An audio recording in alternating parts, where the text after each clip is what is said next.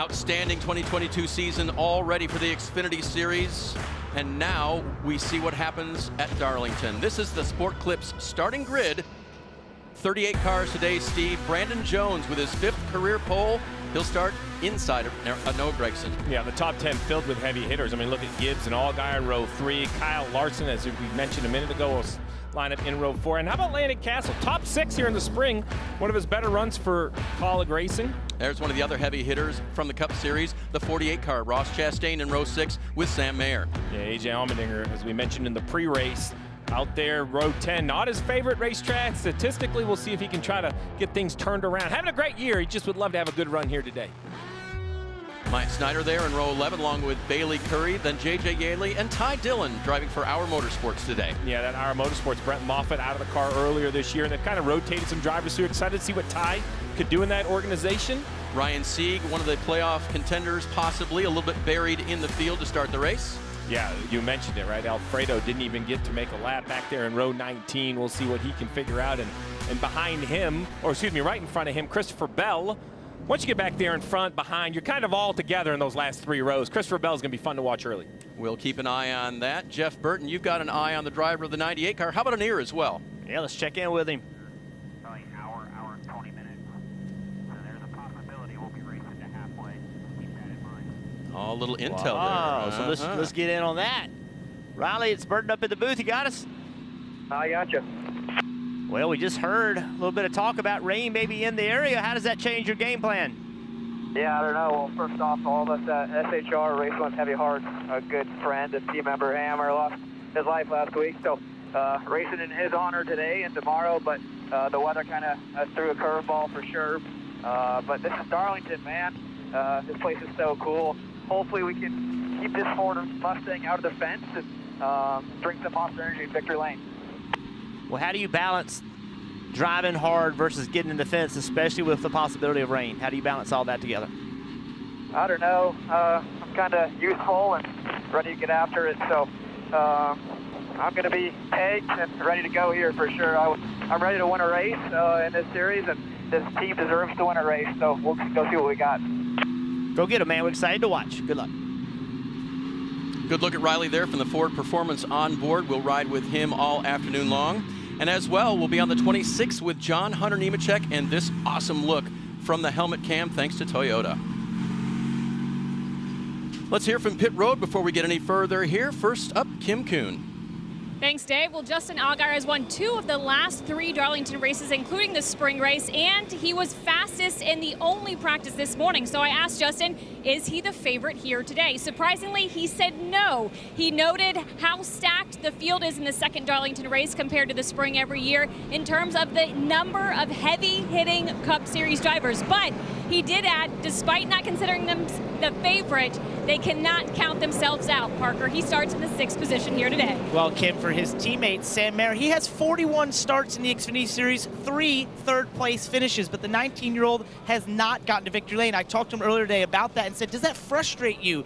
And he said, you know, at times this season, I've let it get to me. I've pushed too hard. I've pushed the envelope. He said, now as we have these last couple races before the playoffs, we're pretty safe to make it in the playoffs. I want to let the races come to me, and I think that will make me successful here at Darlington, and I believe that is the key to being successful at Darlington, Marty. Well, Parker, Steve nailed it a moment ago, and A.J. Allmendinger admits it. This is not his favorite racetrack. In fact, he'll tell you probably his worst racetrack. He starts 19th today, but Chris Rice, team president, told him before the race, listen, don't worry about trying to get a win today. We're focused on one thing and one thing only. 3 races left in the regular season. Get all the points you can get, and don't let the 54 or the 7, who he's battling, Ty Gibbs, Justin Allgaier, get more stage points than you. They're focused on the regular season title, Dave, and you know with it comes 15 playoff bonus points. That's worth 3 regular season race wins. That's pretty valuable. Oh, Marty, such a great point. They're trying to run him down, but I don't know if they can get there, Steve. How about our race breakdown for today? Well, you talked about the history of this racetrack, been around in NASCAR for just so long. 147 laps. It's a short one, 200 miles. Really a sprint. First and second stage, both 45 laps. That final stage, 57 laps. The fuel window, tear it up and throw it away. You can run over a stage. Tires, tires, tires. You can write it down 3 times. If the caution comes out, the question is, can you pit, can you not? Only 4 sets of tires in the pits to put on.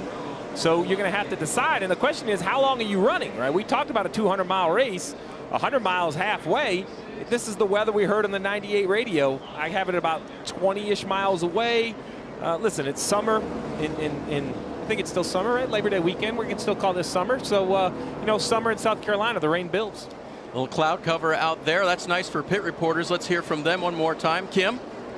Well, after the Jeremy Clements penalty this week, Ryan C., you're seeing there, went from 12 points out of the playoffs to 43 points to the good, holding that very last playoff spot with 3 races to go. So I asked him before the race whether he's nervous about where he currently stands on that playoff grid.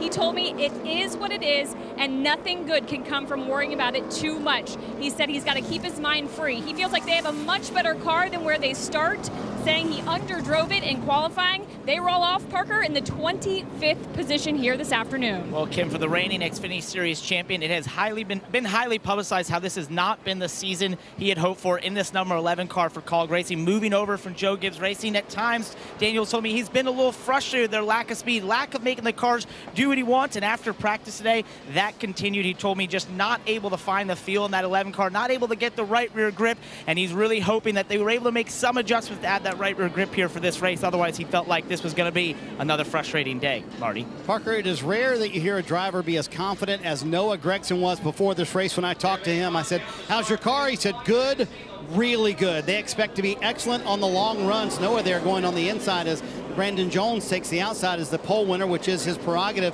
He said the car will be excellent on long runs, and they feel like they can be super aggressive today, Dave. They're comfortably in the playoffs so far. He said the only thing that matters to us, stage wins, getting a playoff point, and getting the win today. And he'll be willing, Dave, to run that high line and put it right against the wall here at Darlington. Marty, one place you don't want to be aggressive is on the pace laps. Look at what happened in row 3, Jeff.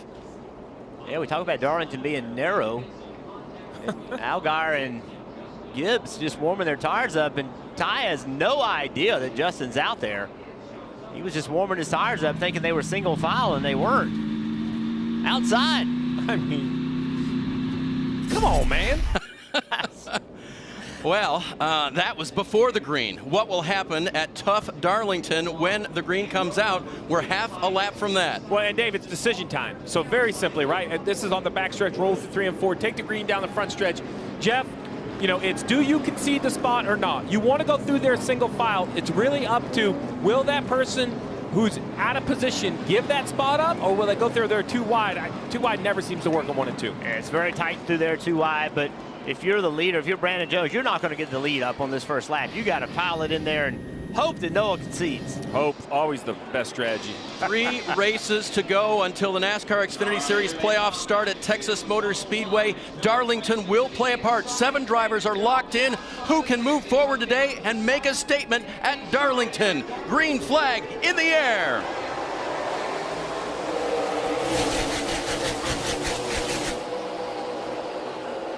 See, Brandon Jones chooses the top, and the 9 is going to contest. It gets really tight right here on corner exit. Looks like Jones made the right decision. Now Gragson will move up on the high line as well. The red and white car down below, that's Sheldon Creed. Well, Sheldon Creed had good speed in practice. Qualified well, thought his long run speed was good. You see right there, he got pinched off of turn 4, Steve, and now he's lost momentum down the front. Yeah, so basically 1 and 2, we'll call it single thread. They can run 2 wide, but it's hard to do. 3 and 4, there's definitely 2 distinct lanes, 1 on the bottom, 1 on the top. The middle, really, I actually think there's 3 corners here. Turn 1, turn 2, and then this end of the racetrack. 3 and 4 is 1 big sweeping corner. Brandon Jones trying to leg that out a little bit. Now Creed's teammate Austin Hill in the blue and white 21. He looks down low. And row 3 played nicely. The 7 and the 54, they're nose to tail, but no contact since the green came out.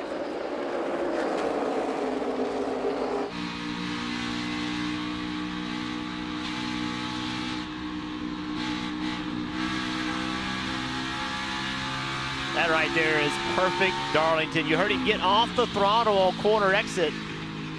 2 cars in front of him, kind of got bottled up. He had to leave the throttle. Now he wants to push down the front straightaway. Gragson is not letting Brandon Jones out of his sight. That yellow 19 had the pole, had the fastest qualifying time, but Gragson was right there with him, has him in his sights. Meanwhile, we mentioned going to the back of the grid at the start was Christopher Bell in this car, which was originally going to be campaigned by Denny Hamlin. Bell called in at the last moment. Engine change had him starting at the rear. The 18 has now moved his way up to just 31st, 7 positions forward. Yeah, kind of picking and choosing. You mentioned that engine change. I believe that was a shifting issue, right? Doesn't make a lot of starts in the Xfinity Series. Another move right here for the 18, the top of the screen. You see the battle between Gregson and Brandon Jones as Gregson takes the lead and a little control of the race. Parker. Well, Steve, to add on the issue for Christopher Bell, it wasn't exactly, you know, a missed shift in some respects because, you know, we've talked a lot about how they have a different way of shifting the Cup cars than these Xfinity cars where you have the sequential in the Cup. You have an H-pad over here. He said that wasn't the issue. He actually had an insert in this car when he first sat in it that was crunching his shoulders. And so when he went to make the shift from third to fourth, he just couldn't get his arm over the right way, and that's why he put it in second. So they actually changed that insert, and now obviously he's been able to get through the gears and moving his way through the field. But not exactly just because of the differences between the Cup car and Xfinity car, but more of a fit issue inside that car. And those are the things that happen with a week of driver change, right? You mentioned Denny Hamlin went to Christopher Bell this week. I'm confident that Joe Gibbs Racing would have had that ironed out if they knew it was Christopher Bell the whole time, just a last-minute change. Those are the things you have to deal with. There's the 48 and the 98 right here, currently running 8th and 9th. Well, they're running 8th and 9th now, but Riley Herbst on the outside of Gibbs to make contact. He has to get all the way out of the gas right here. Look at what happens. All this momentum from behind. Let's ride along.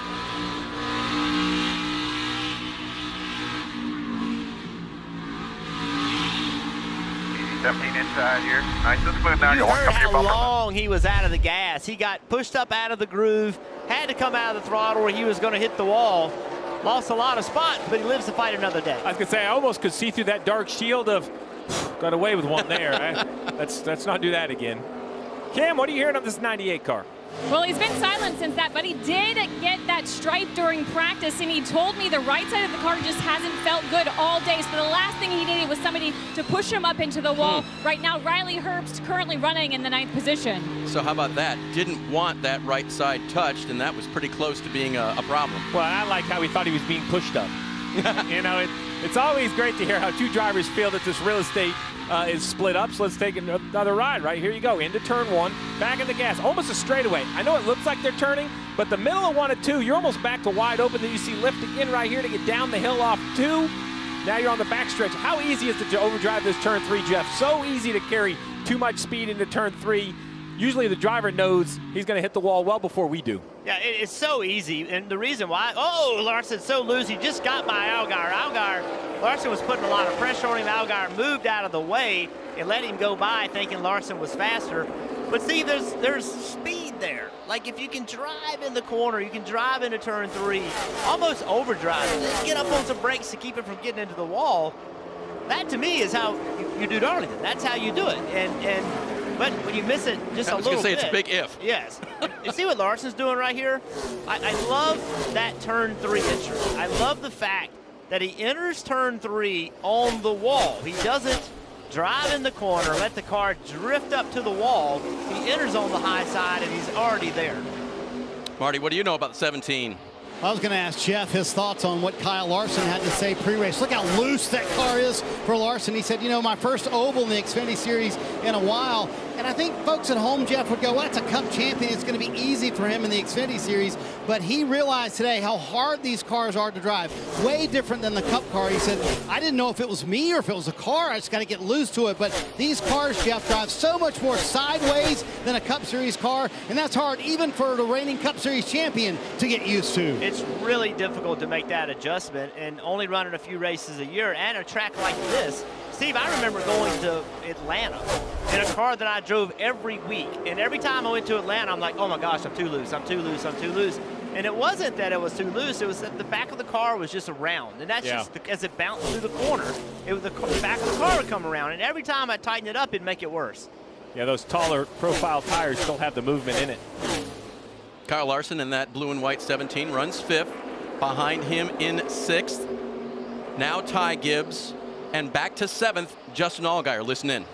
I don't know what to do better in 1 and 2, to be honest. I'm just having to baby it through 1 and 2. Just really tight with the front, but lacking all 4.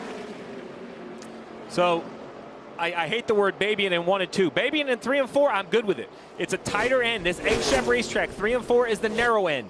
Cars get very tight, grip gets very low. 1 and 2, even though you're in a low grip and the tires wear out, when you get to this end of the racetrack where they're heading right now, you see straight in, slide up to the wall. But right here, there can't be any babying. You got to be back to the gas. You have to make time through the middle. Now, you can even check up a little right here to get off the corner.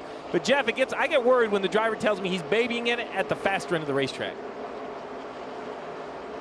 Back to the leader. It is Noah Gragson from second in qualifying. He goes to the points under cloudy skies at Darlington.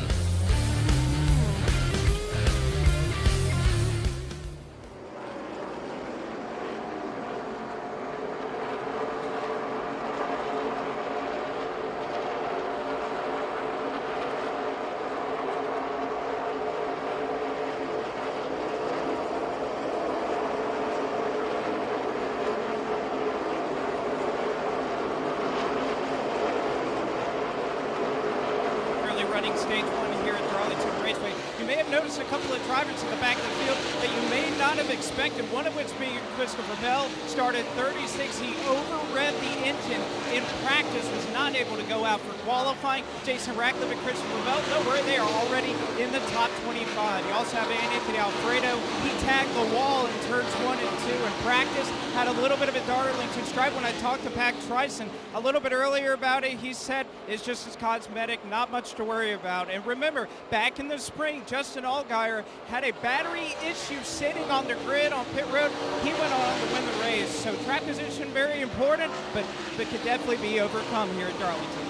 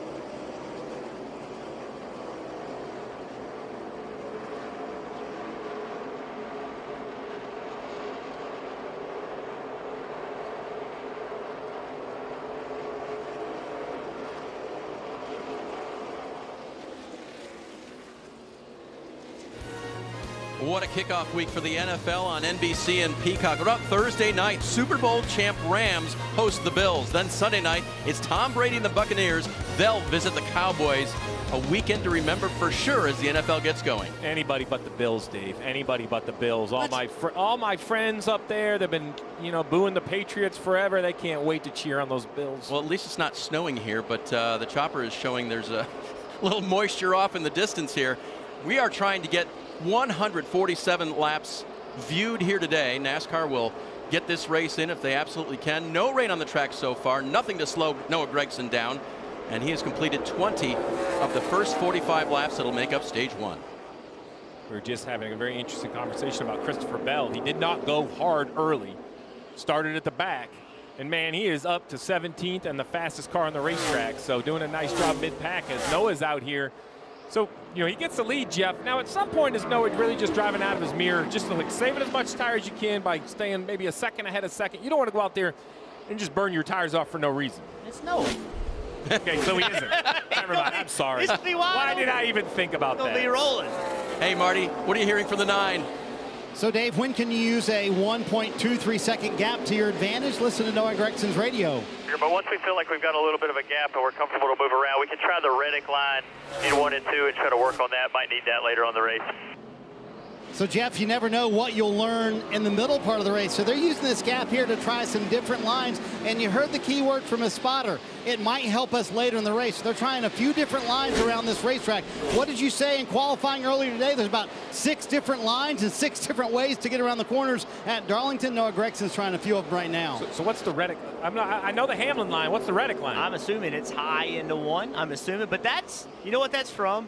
That's from working during the week. Yep. Looking at other drivers, trying to understand what successful drivers are doing, and then saying, all right, we have limited practice. We have an opportunity right now to go try to emulate what someone else is doing that was having success. Let's see if we can do it. But to the point that Marty made about 1.2 seconds to mess around with, right? If you're trying stuff, that can slow you way down, lose the lead even. Well, that's okay, though. He's got plenty of time. This is the place to do it. Even if he were to lose the lead, it's okay if you're learning. Let's go back and watch. I want to show you a great battle. Kyle Larson. Watch right here what he does to Sheldon Creed. So this is what we were talking about, different lines. Look how high he is in turn 1. That is not what you do at Darlington. Then he accelerates and then puts himself on the outside of turn 2.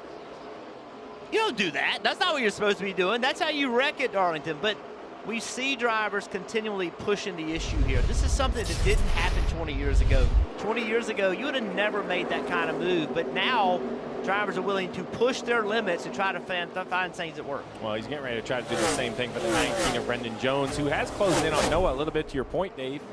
The 17 just does a really nice job of not overdriving the middle of the corner when he runs the top. Now he fires it to the bottom. I'm assuming just for some clean air right here.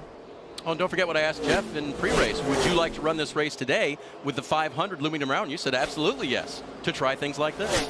Well, I would. Plus, I just think it's cool. It's like racing. Yeah, I love this race. I love the length of it. I love the track. It's just always a race I wanted to be part of. So what was the business decision? It was cool. That's why we did it. I like that. I like that. Brendan Jones just put a couple really good laps together. Fastest car on the racetrack, and now he has that gap under a second, nearing a half a second on the 9. Just stay focused on that 9 car here. Nothing to look at out back, all out front. 17 can't do anything behind you 30 here. I think that's Drew Herring I recognize on the radio right there, giving some coaching to his driver. Jones is locked into the playoffs with his win at Martinsville earlier this year. Would like to add some playoff points to that if he could this afternoon. Currently running in second, that yellow 19. As we see this battle between the 2 and the 54. Another one of the Gibbs cars, 3 in the field today. The 54 is working on the 2. It seemed like the 2 and the 21 both used their tires up pretty hard. And now here's the leader, and looking in front of the leader, traffic, traffic, traffic. We talk about how narrow this is to race, but now look, trying to navigate through this traffic right here is very hard with somebody chasing you down.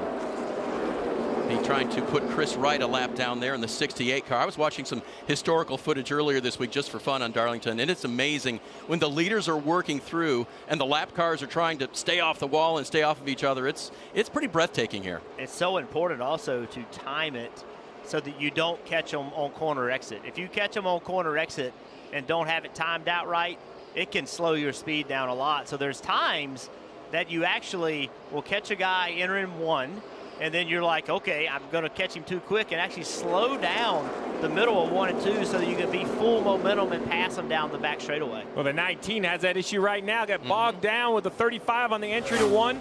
The 17 of Larson had a clear entry, got it right to the top, and took 20 car lengths down to 5.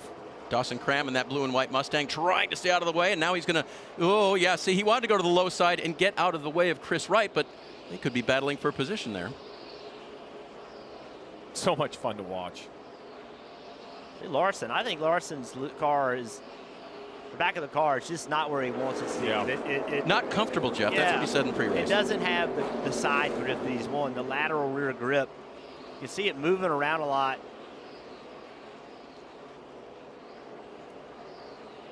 Parker, we see Kyle Weatherman in a very good-looking 34 car.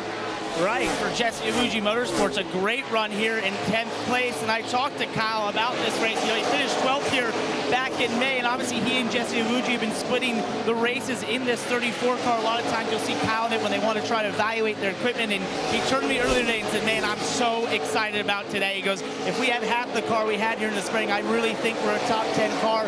It felt that way in practice. He said, I look at this race as an opportunity. We have a great motor, we have a great car here, and we really showed it in the spring, and he obviously is showing that speed right now. He's been one of the fastest, top 5 fastest race cars the last couple laps on the racetrack, and just really happy that race car right now as he runs the top 10. Great run for Kyle Weatherman and Jesse Wucci Motorsports. Weatherman trying to track down Chastain. Herbst, they run 9th and 8th. The lead is Noah Gragson, 2nd place. Under debate right now as Brandon Jones tries to hold off Kyle Larson, and they are in lap traffic as well. Well, the 19 just had an issue last time through 3 and 4 in lap traffic, and that's really how this whole battle got closed up. The 19 got into the wall. There was damage to the right side now. Now he's going to try to work by this 6 car. But, Jeff, let's take a look back at what happened. Let's look at the 19. He just thinks he is going to have the top. The 6 kind of hedges the bottom, and then he comes up, and the 19 gets into the fence. Yeah, I think you're exactly right. Brandon thought that they were going to stay on the bottom. They went up the racetrack. They were having their own race, and I don't think any damage to the 19 car. I think that was just a Darlington strike. No big deal. Tommy Joe Martins and Ryan Vargas racing for position. Jones getting bottled up, but still runs 2nd.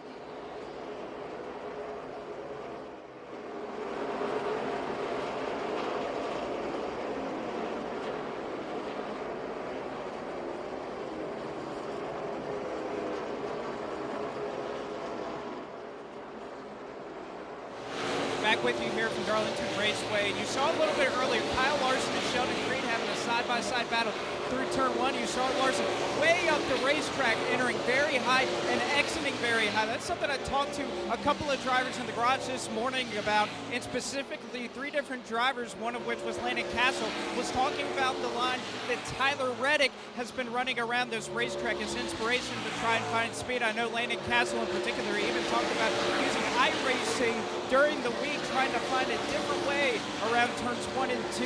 It is certainly a track that has widened out here at Darlington. Not so much a traditional up, down, and diamond line that you would typically see here at Darlington.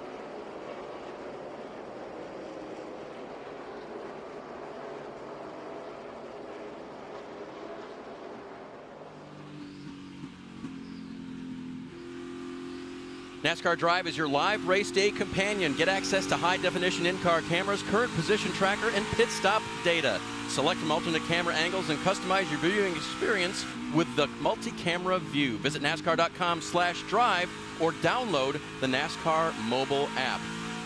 I'll tell you whose drive has been John Hunter Nemechek with that helmet cam. And there is the leader, the gray and orange number 9, 24-year-old Noah Gragson. Let's check in with Marty on the 17 of Larson. Yeah, Kyle Larson, Cup Series champion, sitting in 3rd right now. So you guys had a terrific discussion a little while ago, Jeff and Steve. You got to realize Kyle Larson has to raise his hand and say, hey, I want to run at Darlington. Look at that list. 8 double-duty drivers running today in the Xfinity Series race and tomorrow in the Cup Series playoff opener. So, Steve and Jeff, why do the drivers want to run here? I understand a road course kind of gets you in the rhythm of the track, but why did all these drivers decide to pick Darlington as a place they wanted to run? Well, you mentioned the rhythm. I think this is a rhythm racetrack. It's very one of a kind. You know, there's not a lot of tracks where you run this style, both ends of the racetrack. I did wonder why this car specifically was in. We saw the Hendrick drivers run the road courses, but this one wasn't scheduled here. And when I started asking around, it became very clear that the man who owns that car loves to see that 17 and that paint scheme on the racetrack, and he wants to try to get it back in victory lane. And Jeff Traffic has got Noah Gregson bottled up. Oh, there's going to be a big opportunity for the 19 right here. Yeah, Noah got caught behind those guys running side by side, and now they're banging into each other. Ryan Ellison, the 44, he is up and into, is that the 07 of Joe Graff? And they all get through. How did they not wreck? Well, look at the 19 made a little bit of gain on the 9, but bottled up everybody behind him. Noah had no choice. They caught him down the back side by side, and he's nowhere for him to go. Oh! What was that? Smoke off the right side of that 9 car. Locked it up, or does he have something rubbing on that tire? I have no idea what that smoke was from the 9. I don't see any real damage on the right side. See what you pick up here. That's Ellis down to the inside of Graff. Here comes the Came leader. on the radio, Dave, and said something's wrong with the brakes on this thing. That's what Noah Gregson just said on the radio. All right. Well, this was the replay of the action. On the bottom right is the car live. Let's look at down into turn 3s where he's going to be on the brakes again. We'll see what happens this time through here. Right. No contact from the contact to his right. Ryan Ellis and Joe Graff, they get away clean. And this is back on the front straightaway again. But going into turn 3, the next lap, like a puff of smoke, and then Marty's report, something's wrong with the brakes. Gregson still leads. Oh, no, there's an issue on the 17. Slow down the back straightaway. I think he spun. Well, no caution. Kyle Larson was running in the top 3, and now he is not slow on the apron. Flat tire for Kyle Larson. That's what's going on with those. They're coming to pit road right now. So, man, a lot happening in the last 2 laps, Dave. Dropping like flies. Yeah, I don't really see big damage on the right side, the right rear. It's got the inner panel knocked out of it, Steve. Like it blew a tire, or he hit the wall hard enough to knock that inner panel out. Yeah, you see that silver area rubbing on the tire right there. That's basically the inner crush panel that's come out of this thing. 2 to go in the stage. 10 stage points, 1 playoff point at stake here for Noah Gregson if he can hold off. If he can hold off Brandon Jones. Jones getting around the lap car and now trying to find his way closer to Gregson. 1 lap to go in the stage.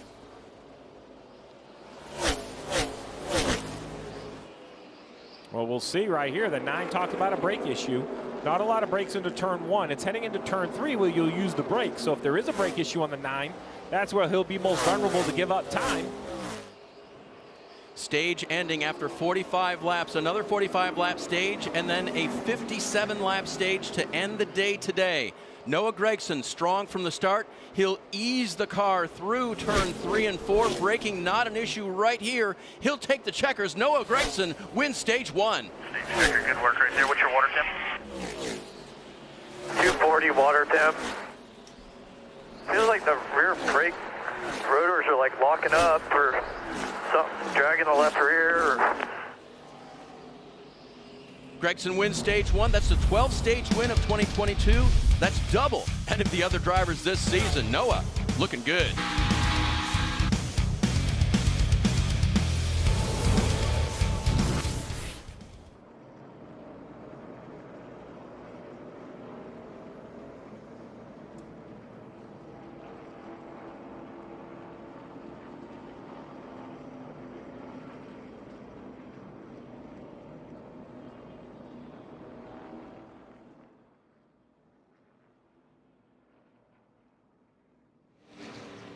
Back with you here from Darlington Raceway. Noah Gregson, the winner of Stage 1 here in the Xfinity Series. You know, this is a track that often favors a lot of drivers who have a lot of experience here. There are only 3 different winners that are in the field right now. Noah Gregson, Brandon Jones, and Justin Allgaier. By the way, 3 of those drivers currently running in the top 4 right now. And one other thing worth mentioning, that none of the Cup Series regulars that are running in this race today have a victory in the Xfinity Series here at Darlington. So a field that, for the most part, is still looking for their first win here at the Lady in Black.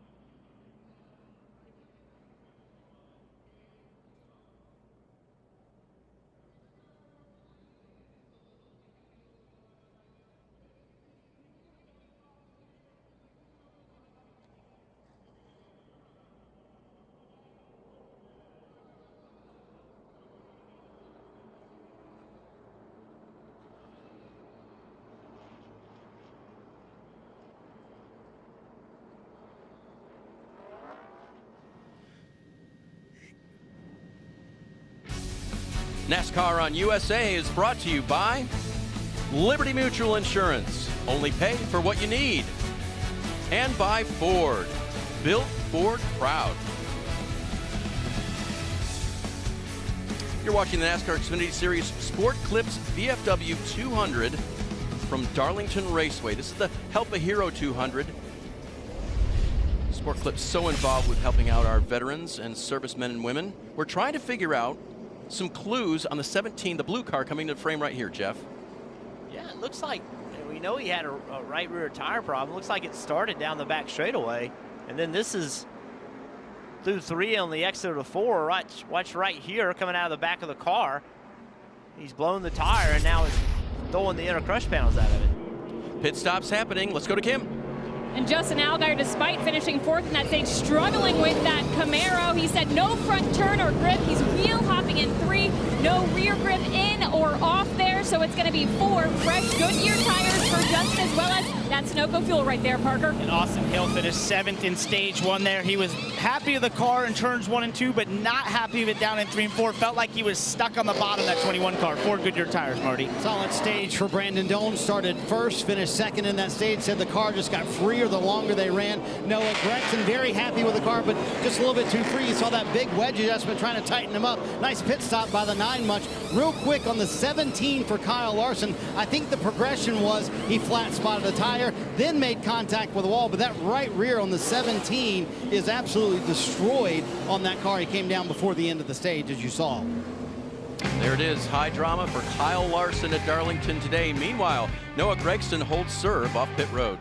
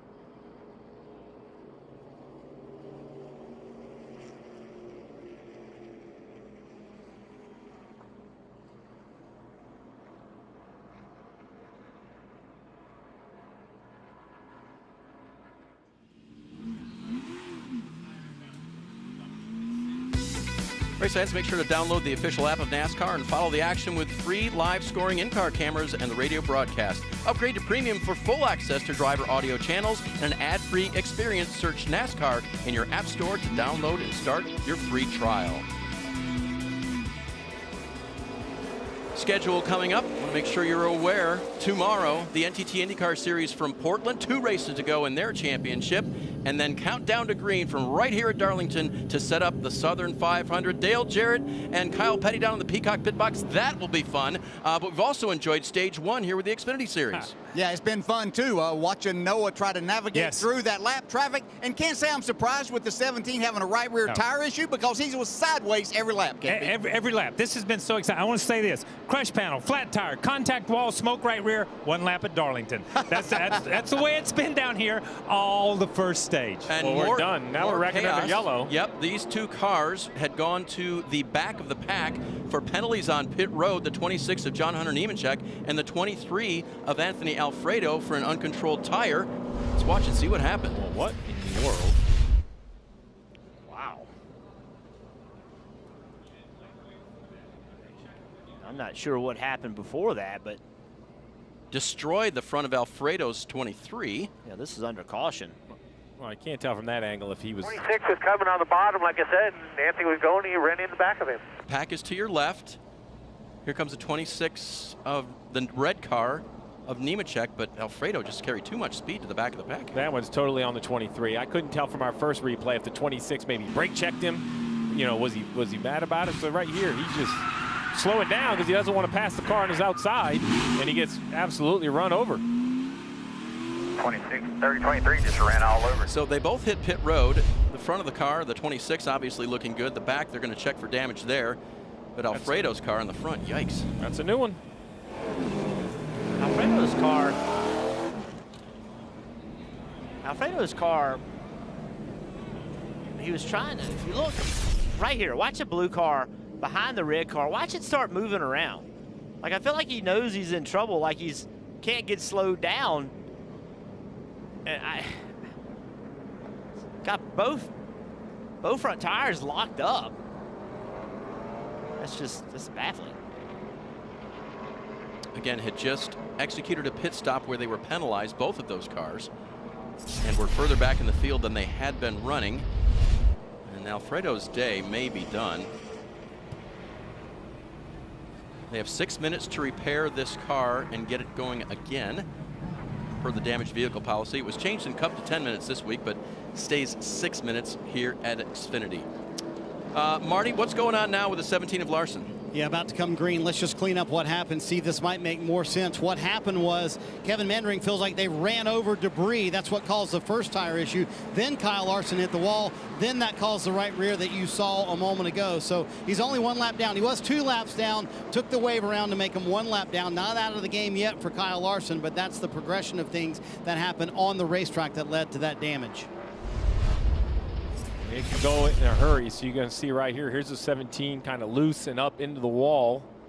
Like a little bit of damage. That's kind of Darlington stripe-esque. I mean, I don't think that's enough to kill a right rear tire. So I think Kevin Mendering's assessment about running something over, losing air, and then the flat tires, you can see knocks the crush panels out of the back of it. The 23 car of Alfredo, you mentioned 6 minutes. I was going to say that thing needs about 6 days. I mean, that thing is destroyed. He hit hard, and just some tape on the back of the 26. John Hunter Nemechek is back underway. All right. Okay. Wow. Wild end to stage 1. Wild pit sequence there. Well, and we are close to halfway in this race. 54 complete. We need about 75, 74 officials, so 20 laps to go. Rain is inside that 8-mile window. We will see in the intensity pickup. Noah Gragson to the right, the gray and orange Chevrolet. On the left, the Toyota getting a push from the other Toyota, Brandon Jones. But on the inside, the Chevy's pushed forward. Allgaier pushing his teammate Gragson. Christopher Bell in that white and red car on the bottom. He's worked himself from the back. Now he has cleared his teammate Ty. He's in 4th place. Good run from the back. Austin Hill in the white 21. He looks to the inside. He'll try to get by Ty Gibbs as well. Gibbs now with that momentum around the high side. That dark maroon 54 holds down 5th place. Children's teammates battling each other. 21 car, Hill, he conceded the spot into 1. Austin Hill, the blue and white car, safely into the playoffs with a couple of wins. Sheldon Creed in the red and white 2, not yet above the cut line to get into the playoffs. He was on the outside looking in to start the day. Creed needs points. A race win would get him in for sure. Yeah, from last to fourth, here comes Christopher Bell, as you guys mentioned.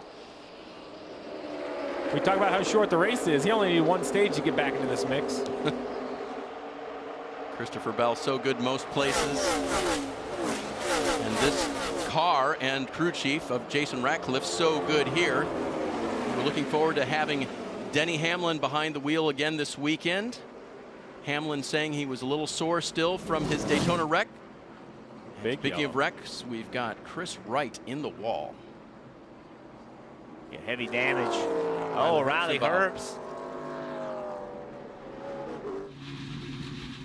Bring it around for this pit stop. A lot of damage on these cars. Look at 31. Myatt Snyder. Big left side damage. Let's take a look exactly what happened. We see 3 very damaged vehicles. Let's see if we can connect the dots. Restart, Steve. They're going to be jammed together.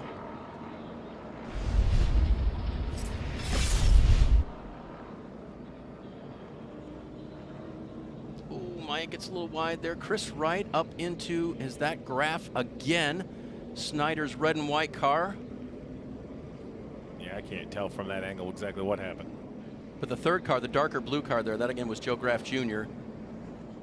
And David Starr just escaping through, I believe.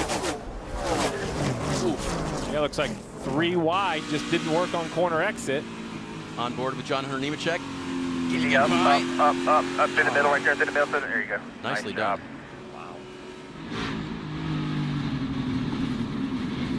Easy now, easy. Oh, And Riley had a pit road speeding penalty. He should not have been back there. And it's going to cost the team today. Compounding mistakes, right? When you put yourself in a position to get caught up in that stuff, Dave, to your point. Repair work happening on pit road here at Darlington. We'll be right back.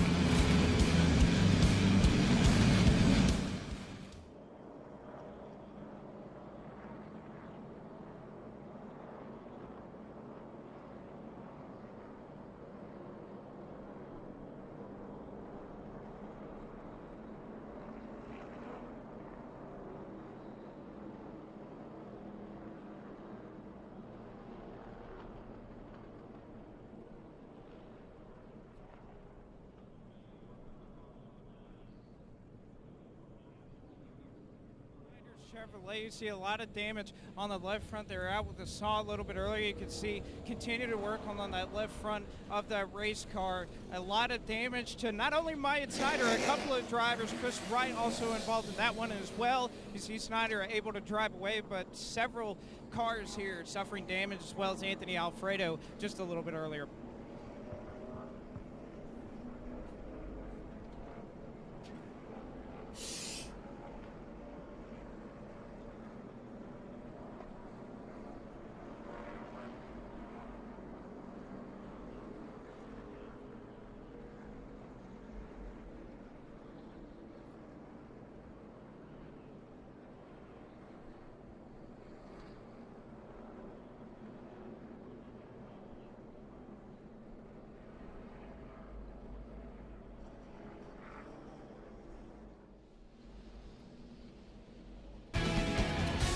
Glad you could join us for NASCAR Xfinity Series racing from Darlington. The Sport Clips VFW Help a Hero 200 has gone through stage 1 and has just recently gone to caution for a wreck involving about 4 cars.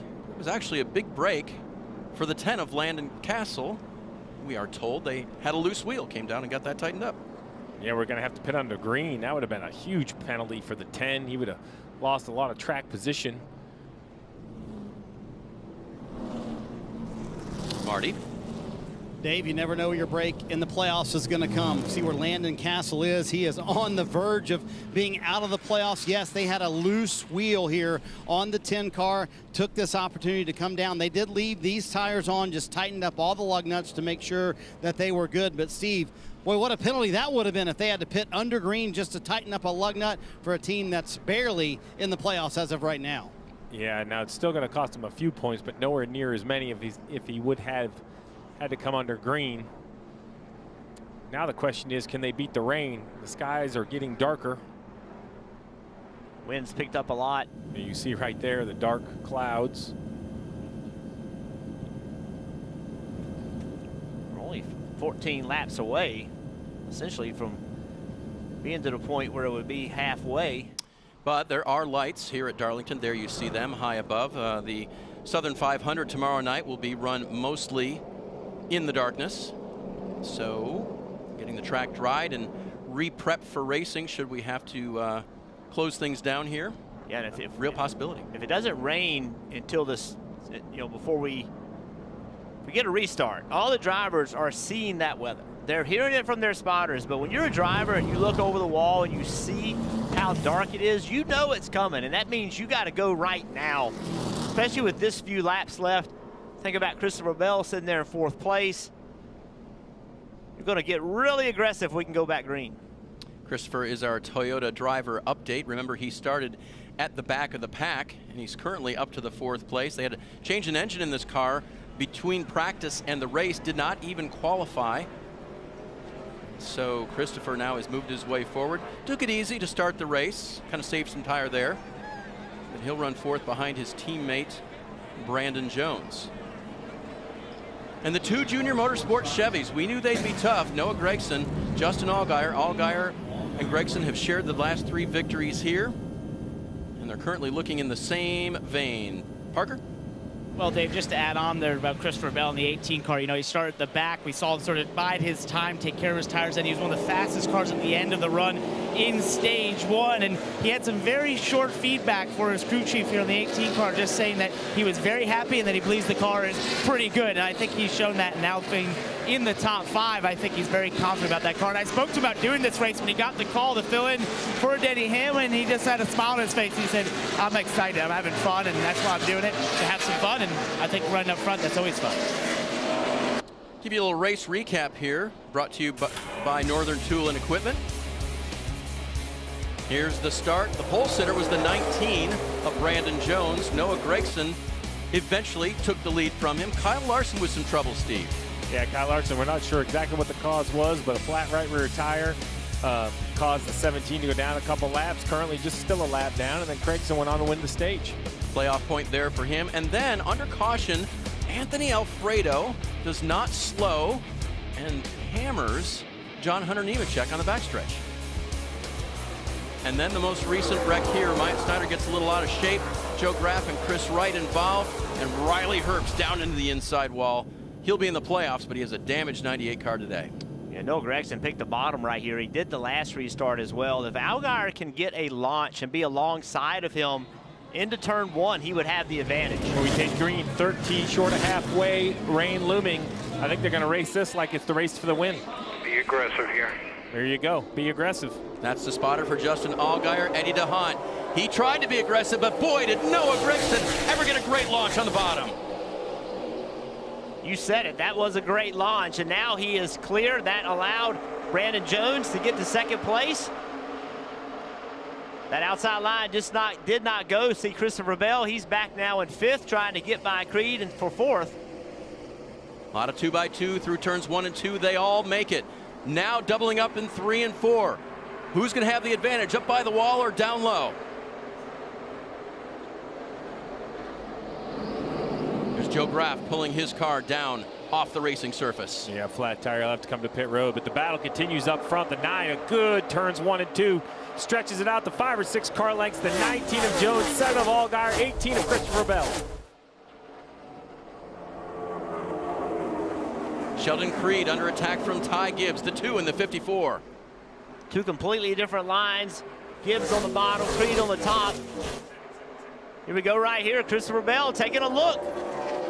Well, the 19 stacked the 7 up. The 7 is better than the 19. He just can't get around him.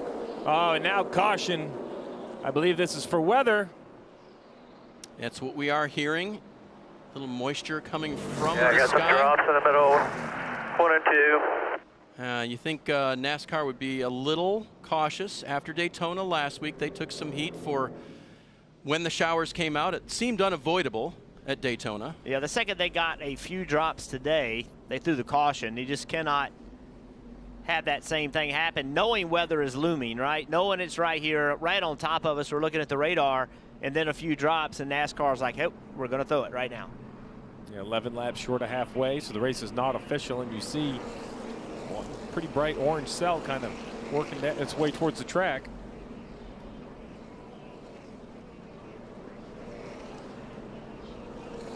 There's a view from the chopper, still up.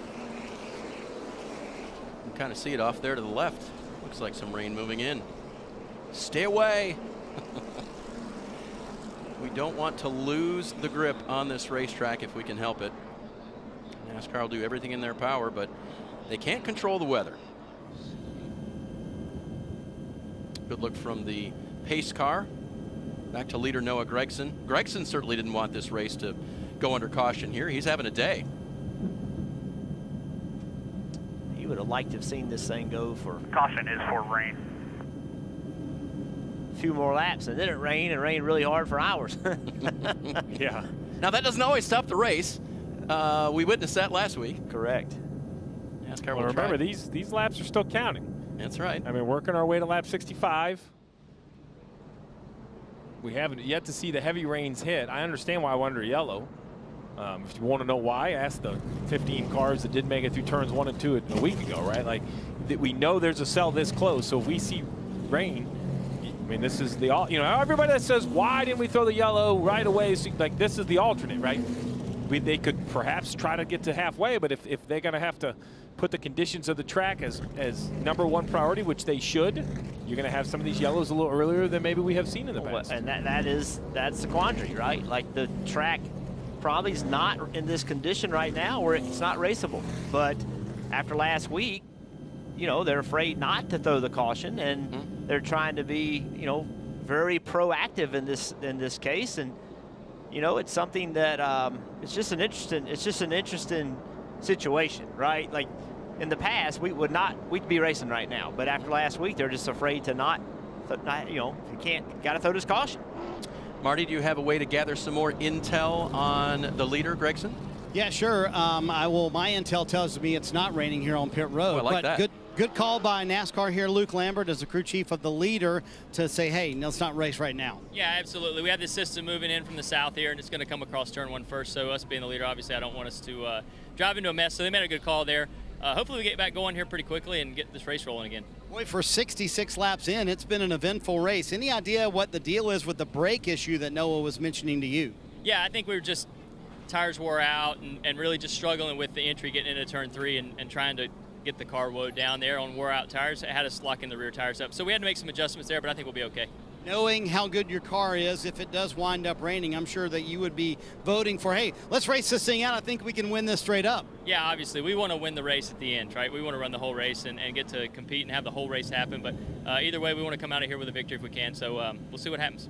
So let's talk about how Noah's been running and how you guys feel like the team is right now. 3 races left to go in the regular season heading into the playoffs. Yeah, I'm definitely excited about some of the momentum I feel like we've been building here late in the summer. I think the team's been doing a good job just trying to put pieces together that we're going to need to rely on heavily as the playoffs start. So I feel like we're in a good spot. We got a lot of really strong competition, though, so we got to stay on top of that. How about the tracks coming up? I mean, I think as you lay out the playoff tracks, I don't know of a team that lays out better for than you and Noah Gragson. Certainly, we're really excited about a lot of what we have coming up. Some of the places we went earlier this year and a lot of places we really feel like are going to be strong tracks for us. So we're looking forward to it. All right, Luke, appreciate the time. Hey, Park, I don't know about your end of pit road, but my end of pit road, still not raining.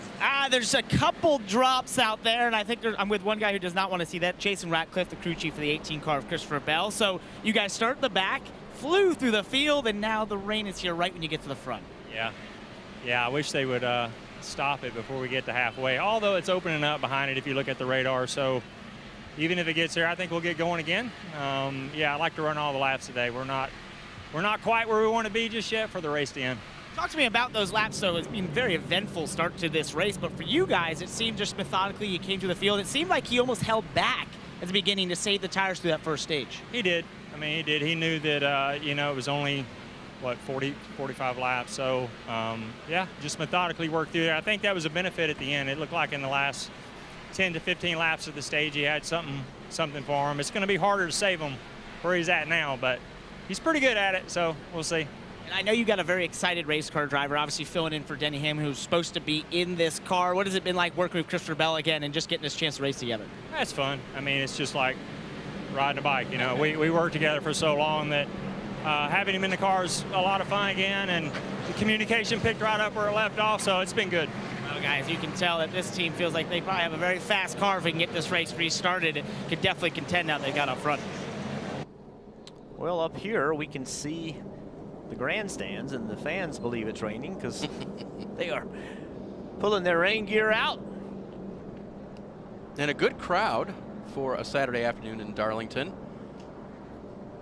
Hopefully welcome them back ASAP. Well, if anybody knows about rain at Darlington, it's you, Mr. Burton. You're the king of rain races at Darlington, I think. Yeah, I did get a couple. Although I will say that after 25 or 30 laps of the tires, it probably feels like the track's wet. Slick track, right? Yeah. It's hard to tell the difference. Kim, what's up? Yeah, I was listening into the 7 radio of Justin Allgaier. Interesting conversation because he got on the radio to his team and said, guys, what are we doing? There's no rain. His crew chief, Jason Burdett, got on and said, I'm looking at the radar right now. It may not be raining, but it is coming, and when it comes, it's going to be heavy. To which Justin said, we just did a full lap and not a single drop on the windshield. So Justin obviously very eager to get back going as he rides in the 3rd position, looking to make it 3 of the last 4 races with Darlington wins.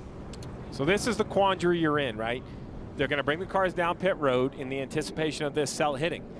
So what do? We're 6 laps short of halfway. You could continue to ride around probably under pace car speed, get to halfway, then the rain comes and the race is over. No, I don't think the fans want that. NASCAR doesn't want that. So, I mean, this is the issue, right? You keep throw green, and then it downpours in turn 1. We see cars wrecked again. I mean, there's just not a good answer to battling the weather. Remember those sandwiches you didn't finish at the tailgate before the race? Well, they're probably still good right now out at your car. So take the family out there, grab a hot dog from in the grandstands, wherever. Take a little break here as NASCAR will bring the entire field down to pit road and park them. Let's head back down to Marty. Chat with Jeff Mannering, the crew chief for Brandon Jones. Boy, what a solid day. Started on the pole, haven't finished, been lower than 2nd all day long. How much do you guys need a good run like this, Jeff, just to kind of right things? It's been a rough few weeks for the 19 team. Yeah, for sure, and it comes at a good time with the playoffs quickly approaching. I mean, the team's had good cars all year, just had a lot of bad luck, and it seems like we're all putting it all together right now at the right time. So, you agree with this call by NASCAR to bring you down pit road here, park the cars, and say, hey, let's race it out? Yeah, for sure. I mean, that's what the fans paid for, right? And it's a short race as it is. So, yeah, I'm happy with that, and I'm really happy that we have a really good long-run car. So I'm looking forward to getting the whole race in.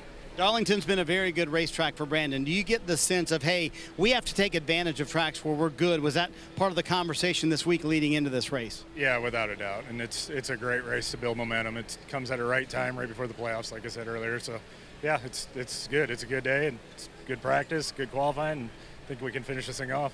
And some good confidence for the driver as well. We're going to let Jeff go because, as you see, all the crew members have now been going down to the cars parked here on pit road, Dave. So going to try and get this one in. And I can tell you, talking to a number of crew chiefs up and down pit road, they're glad NASCAR's made this call. They want to race this one out today if they can. Noah Gregson with the thumbs down. He was ready to keep cycling under Noah, caution. Yeah. Except Noah, right? Red flag now, pausing for weather at Darlington.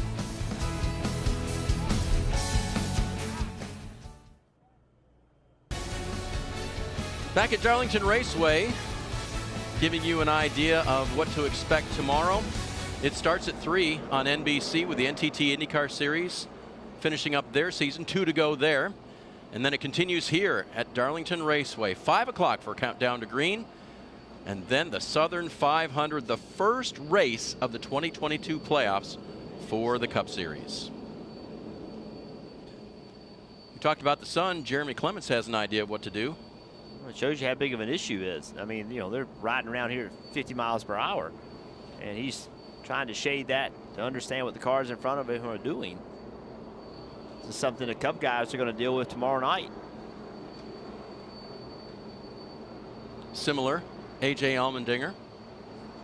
And, you know, tape helps some, but it doesn't make the problem go away. You can't tape it down far enough to get it to where it doesn't create a problem. We've showed you before the helmet cam of John Hunter Nemechek. There it is again, what he sees when he's going down the backstretch toward turn 3. So watch what happens, right? So Parker had a great point. Like you have to see where you're going to help set the corner up. So right now, you know, he's entering the corner. I mean, this is way past his lift point before he can see it.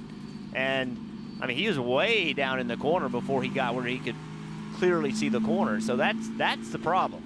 And then off of turn 2, you know, the exit of turn 2 is one of the fastest, tightest, most difficult corners in racing, and you're just not going to have the visibility that you would normally have.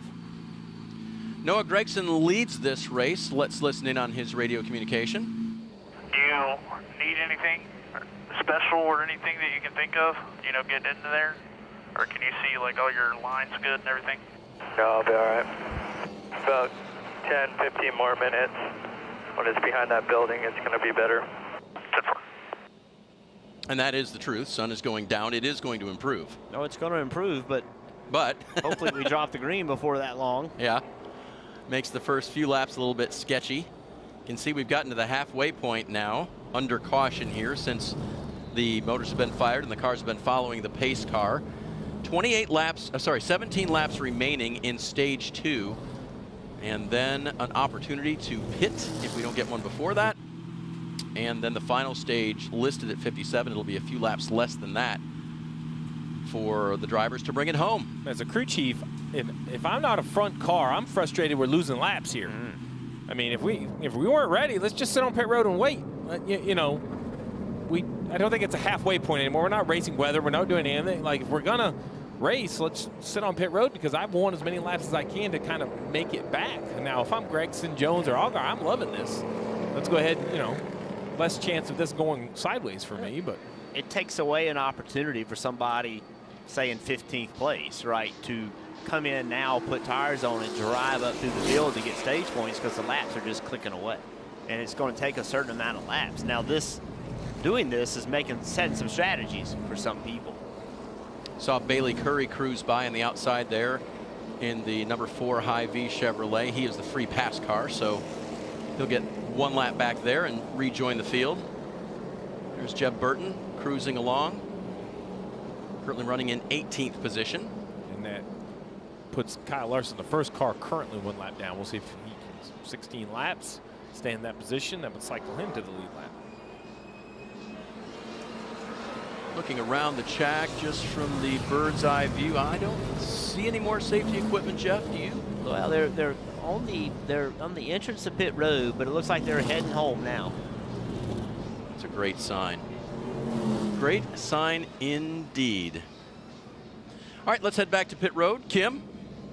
Well, Ryan Sieg currently sits in the last playoff position, 43 points to the good. And when I talked to him this morning, he was realistic about their chances of winning. He said, we don't think we have a winning race car, but we can certainly pad our points position with what we have. He didn't qualify where he wanted. He overdrove the car starting in the 25th position, said it was just too loose. In fact, wrecking loose. They made some changes for the race, and his goal was to be top 10 by the end of stage 2. He currently runs in that 12th position, so needs to jump just a couple more spots to meet that goal. So we'll see if he can achieve that here in the next 16 laps, Parker.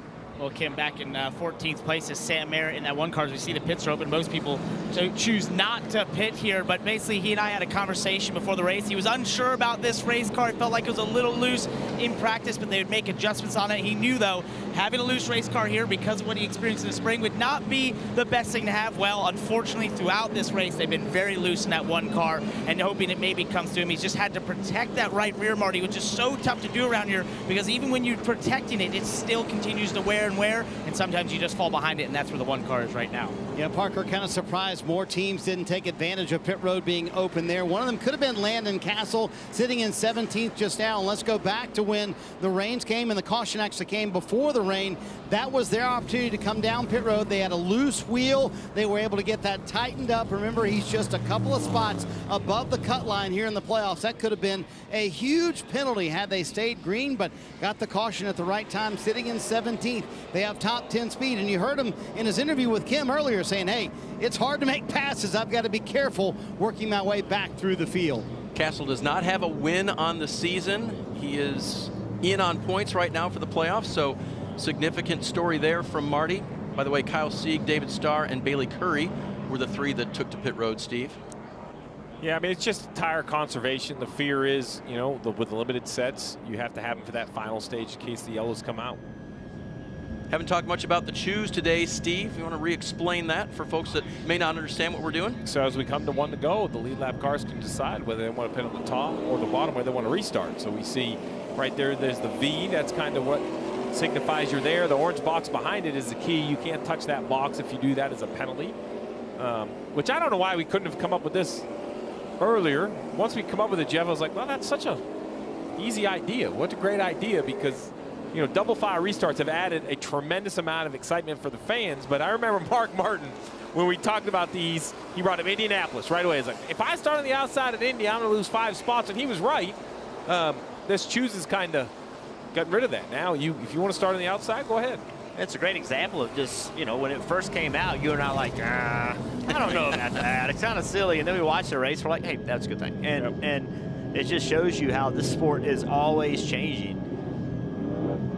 Went from we've never done it that way to, hey, this isn't half bad. Yeah, that's not how we do it. So you can see Noah Gragson has chosen that inside line to his outside, Brandon Jones. That's how they started the race, by the way. Brandon was a pole sitter. He got to choose the outside to begin the race. It is, and remember I'm sorry, Allgaier said that the key to these restarts is getting a great launch. He said if the outside lane can launch as well as the inside lane, once you get to the corner, it's an advantage to that outside lane, but it's been very hard to make that happen, especially with the 9 car controlling the pace.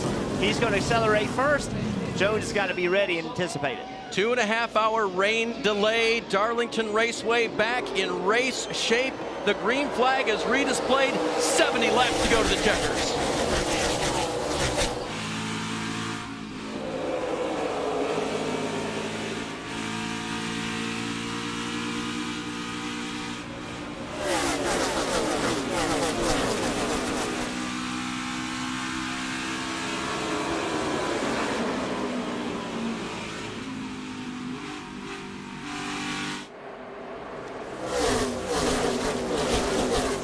See the struggle there is with the backstretch and the sunset. No struggle for Noah Gragson. He retakes the lead. His teammate Justin Allgaier right in tow. Brandon Jones back to 3rd, now being challenged for that spot by Christopher Bell on the inside of the white Toyota. They're getting really tight right here on the exit of the corner. They're driving down into turn 3 again, both trying to get their visibility. Bell's going to try to drive into the corner deeper. He's able to hold the bottom. Made that look pretty easy. Christopher Bell, Cup Series driver who started at the rear of the field earlier today after having to have an engine changed in that race car, now up to 3rd. This 7 car has definitely found a little bit of pace. Whatever the rain did to the racetrack definitely seems to suit the 7 at the moment. He is pressing this 9 car with only 11 to go in the stage.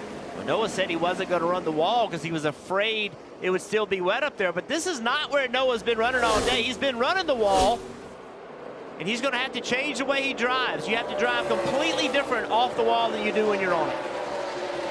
In 10 laps, a green and white checkered flag will be displayed to indicate the end of stage 2. There will be a playoff point awarded to the winner of that stage. That playoff point carries you as far as you go into the playoffs, so it's valuable.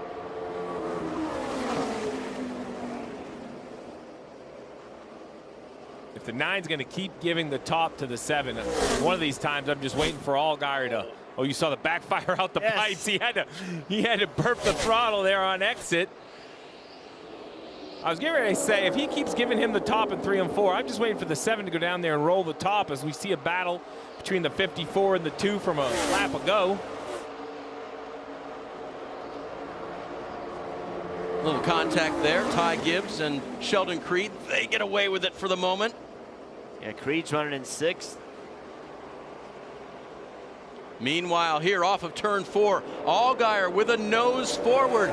Can he get his teammate going into turn 1? Looks like he may. Yeah, I think Noah Wisely's going to just concede at that point, give the 7 the lane to come up. He's going to try to cross him over, but Justin's seen that move before. Didn't carry too much speed through the middle, protected the bottom.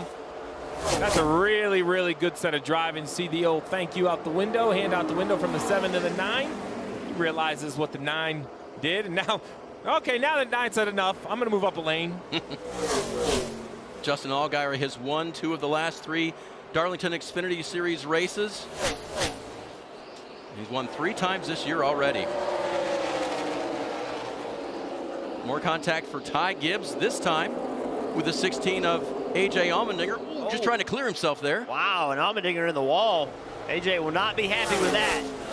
No, but so Jeff, you know what the etiquette is there, or you've done this before. Like in my mind, that 16, I know he had a fender there, and at Mo Track that would be outside. But here at Darlington, I think the 54, it's safe to say, thought he was going to be clear. We'll see how the 16 approaches it at this time. AJ, now the 54 might want to give the spot back at this point. AJ not thinking about etiquette right here. Listen to the 16 radio. Hey, dude, what the f*** you getting run into?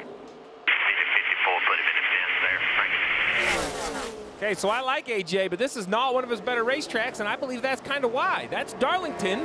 I know you had a fender there, but man, just let the 54 up. I don't think there's reason to get that frustrated at this point in the race. Well, that's because you and I we came from a generation where you never raced through there side by side, but these guys do. Like, the rules have changed, and they don't think it's unusual to race through there side by side, and AJ is like, man, you ran me in the wall. But what we did learn is that mad AJ's fast. Like, he was able to go up there and get Ty Gibbs, was able to pass him, and now you're going to see AJ fighting hard to keep Ty from getting back underneath him. Reclaimed 7th position. That kicked Gibbs back to 8th. Josh Berry, the black number 8 car, he's right there in 9th. All right, the 9 has gone to the top at 3 and 4, and it has worked. The last 2 laps much faster than the 7. You see he's gotten all the way back to his rear bumper. So here he is underneath the 7 looking for the clean air. I don't know if he can get the pass done here. Now let's see what happens at 3 and 4. Does the 7 go up and take the lane away? Does he continue to run the bottom? He's got to go to the top. We talked about it. Noah loves the top. There he goes. Going to take it away from him. Noah's really good on the top here. Make Noah go where he's not comfortable. That was great defensive driving by the 7. The last lap, I thought the 9 was to his outside. He wasn't. And now with just 3 laps to go in the stage, these 2 junior motorsports cars are going to try to battle for the stage win. And Christopher Bell is inching his way in, saying, you guys get side by side and I'll steal this stage win. Track position is so important, even in these Xfinity cars. Dirty that air up for the car following you. Oh, there was a car on fire on the exit of turn 4, the 66. J.J. Yaley needs to hop out of that car. I looked up in the middle of 3 and 4. It's now dark and in the shade. On the way to you there. There was a fire underneath the hood. You could see where the right front, it's like melted the paint. So it was on fire for quite a bit of time. I don't see any damage. Yaley out of the car, thankfully. Man, that great battle is going to finish this stage under yellow, but that just gives us just a little taste of what we're going to see at the end of this final stage. And that's what I was wondering, Steve. Even though he might not need to use it right now, did Gregson learn something running that low line to restart this race? I just think he knows, yeah, it's not as good as the top, because when he goes to the top, he's just way, way, way faster. I'll buy that. AMR safety team giving the thumbs up over there that Yaley has conversed with them and told them he's okay. See if we can get a look at Yaley's situation.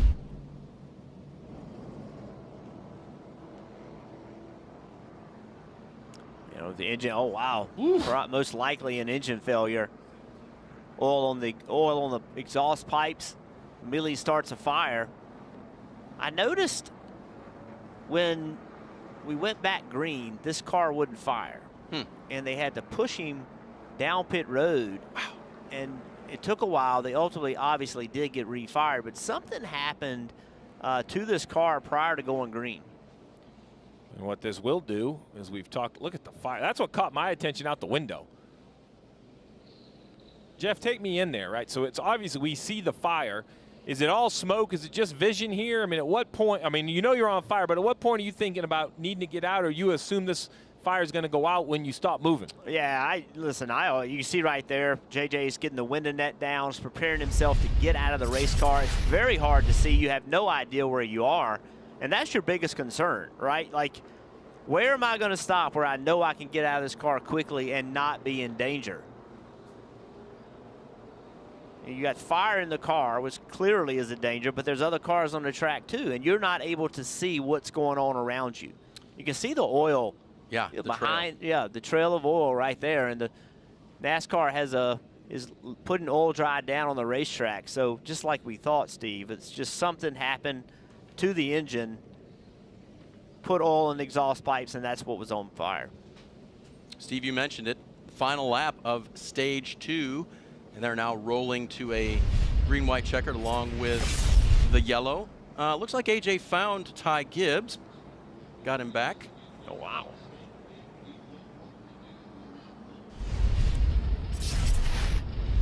And they will finish the stage, the 54 in 7th and the 16 in 9th. Meanwhile, Justin Allgaier, with power move around his teammate Noah Gragson, has won stage 2. That's the 7th time he's won a stage this season. So in that point battle to try to make the last spot, Sheldon Creed, he finished 6th, and the 39 of Sieg finished 15th, so no points for Sieg. No stage points, out of the stage points. Stage 2 done, sun setting at Darlington. Final stage coming up.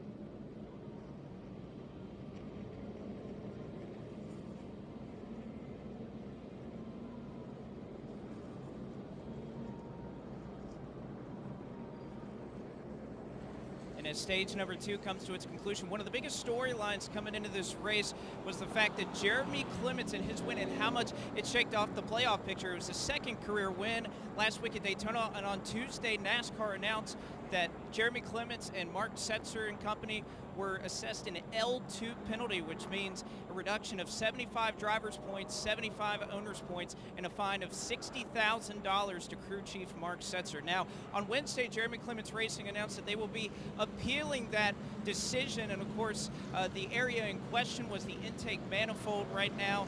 Jeremy Clements Racing, speaking to them a little bit earlier, the issue was that it did not meet the specifications large enough, but the counter argument is that it is too small, and that was a disadvantage. So that is the argument for Jeremy Clements Racing.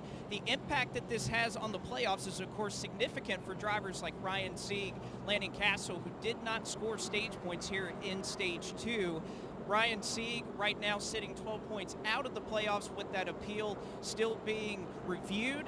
If Sieg were to be dropped or that appeal were to be upheld, Sieg would move well into the playoffs, 43 points at the start of this race. So big drama and implications at the edge of the playoff bubble for Ryan Sieg, Landon Castle, and of course Jeremy Clements if this win should stand.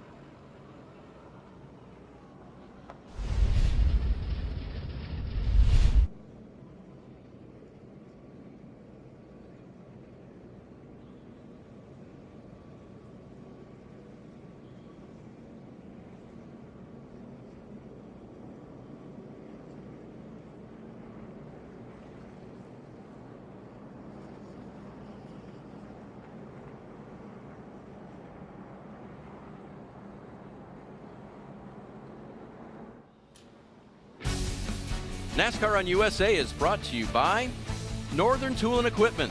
Start solving your projects today at northerntool.com. We're made for this. And by Sport Clips Haircuts, the pros in men's hair. The official app of NASCAR Tracks lets you stay up to date on the latest race and event information from all of your favorite tracks. Search NASCAR Tracks in the App Store to download for free and start using it today. Be a good thing to use for the Southern 500 tomorrow. Remember, Countdown to Green starts at 5 on USA Network, and it will go into the night. One of the crown jewels on the NASCAR Cup Series, the Southern 500.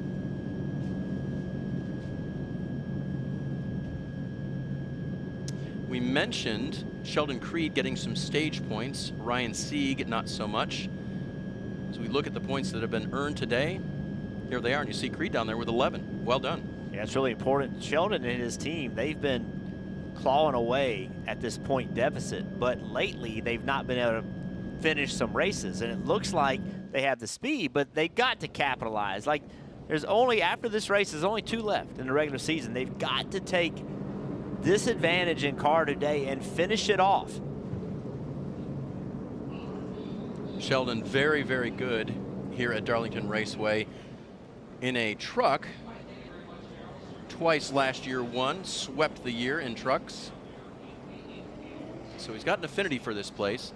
Just been finding himself in the Xfinity car this year. It's all now. It took a while, and now he and his crew chief, Jeff Stankiewicz, they both came up together from the truck series. They raced together in ARCA. They know each other. They trust each other. It just took a little while, Steve, for those guys collectively to figure out the feel that Sheldon was looking for, but I certainly feel like they got it now. Yeah, I think there's a risk versus reward, right? So the risk of bringing a crew chief that you have worked with together up together is they're both rookies in Xfinity. The car, what they need to do to it. Now the reward is, or the safe bet is, they work well together and they communicate well. So this was a gamble that is starting to pay off. Now I believe the RCR thought they would be in the playoffs. I think they're not in the position they want to be. But I believe this 2 car is going to get himself in the next 2 weeks. Working well together are men on the Peacock pit box, Kyle Petty and Dale Jarrett. Hey, guys. Listen, it looks like we've gone from rain to a dust storm there. They put down so much stuff. But as we went back to green there, those guys were confident the track was dry, and we saw some good, solid racing there. Yeah, it sure did. And I like Noah's approach there, that he didn't push the issue of going up and seeing what that top lane was like too soon. Yes. But once he got past, now he got a little impatient. Not surprised at that either. This is going to be interesting to see adjustments that are made and what happens on the restart. This could determine, who our winner is if you can get out front there early. Yeah, we heard, I think it was Kyle Larson, a couple of those guys were talking about it, and we talked about pit stops being pivotal. This is the pit stop. This is the track position. We heard these guys talk about it, guys. Pit road is open, and yes, this time we are definitely going to have everyone taking advantage of this situation. Kim? And stage 2 winner Justin Allgaier said he's tight across the center, still free in and off. Said he's lacking overall grip. Spotter Eddie DeHaan said how's visibility? He said still horrendous with that glare. The plan is to take 4 tires, Sunoco fuel, Parker. And Kim, they reminded Christopher Bell that he's going to the 18 pit board there and not the 20 like he does in Cup. It's 4 Goodyear tires, Sunoco fuel for him, and he felt like his car was only getting better and he was catching the leaders, Marty. Parker, head-to-head battle between the Junior Motorsports pit crews. Allgaier's already left his stall. Noah Gragson said, hey, we're good in 3 and 4, but too tight in 1 and 2. I can't use the throttle like I would like in 1 and 2. They went up on the track bar, a little tape on the grill as well. And Austin Hill actually wins the race off pit road, and a little drag race there between Allgaier and Gragson, almost a dead heat leaving pit road. Wow. Fantastic pit stop by the Richard Childress Racing crew for Austin Hill. I was asking myself what happened to the 7, thinking he was losing spots, and it turns out what happened is the 21 was unbelievable and just gained 4. I didn't see that. As you leave your pit box, you kind of get that reference. I was like, man, the 21, he was 4 spots back. The 7 must have had a slow stop. But damn right, boy. Yeah. Big winner there, and a big loser was Christopher Bell. He lost 6 spots. Yeah, great for the 21 of Austin Hill. And remember, it was interesting. We're being told now that it is Tyler Reddick's Cup pit crew that pits that race car. So a nice bonus for them for tomorrow. If I'm Tyler Reddick, I'm high-fiving myself in my motorhome right now. I'm like, I got those guys for tomorrow. But it's such an advantage. I mean, you cannot over-exaggerate how important pit crews are. And they're like special teams. Like, you don't notice them until it doesn't work, right? Yep. You expect them to do good pit stops. You expect that's going to happen. When a team picks up that many spots, I mean, that is a huge deal. Congrats to them. It raises a question for me when Austin Hill, during the break, says in one of the interviews, I've been spinning my tires on the restarts all day. Now he leads the field back to green. Has he overcome that?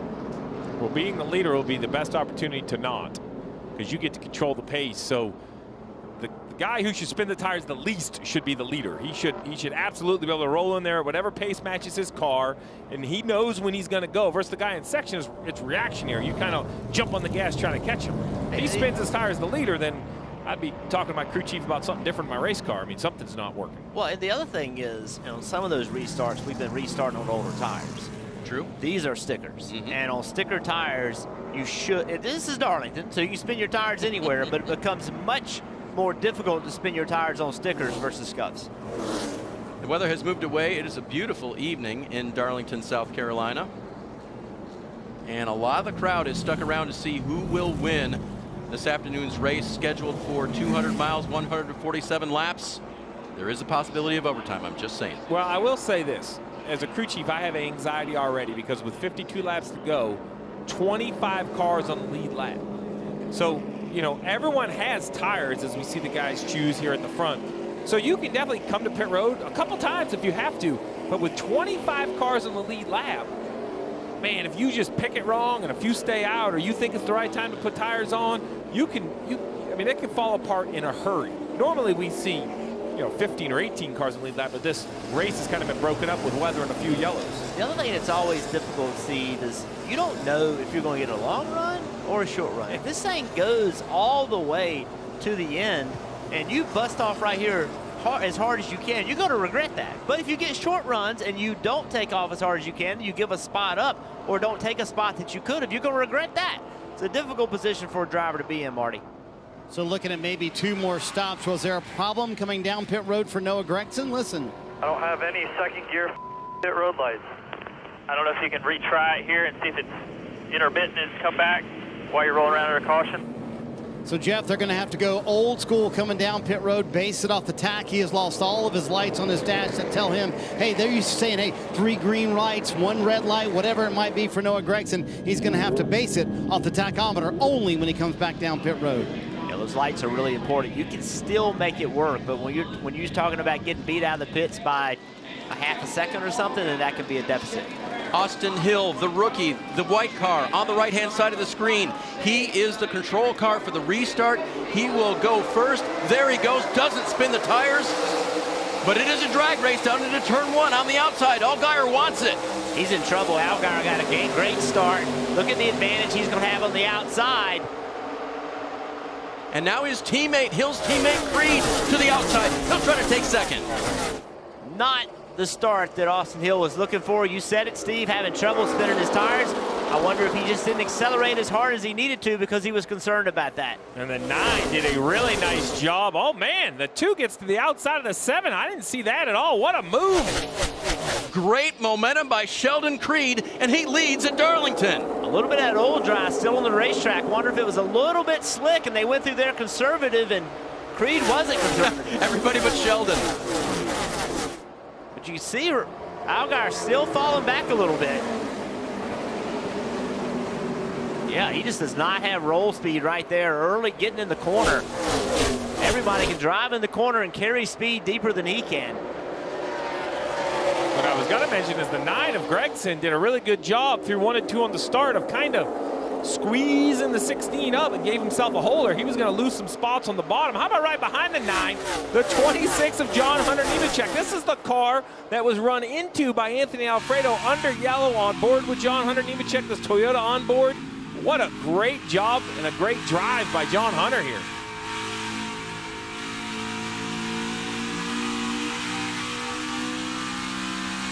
I love to listen to the throttle here. So much work. Listen to this end.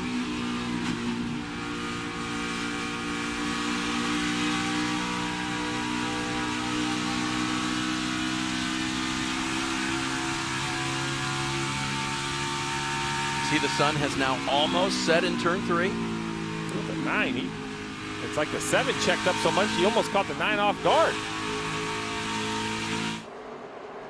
Yeah, Allgaier cannot be happy with that race car right now. Restarted second on the outside of the front row, went to the lead, and now is back to 4th. Remember in practice, he said they had tons of takeoff speed, but he was concerned about how it was going to drive later in the race, and they made some changes knowing it would hurt it for taking off, but hoping it would make it better on a long run.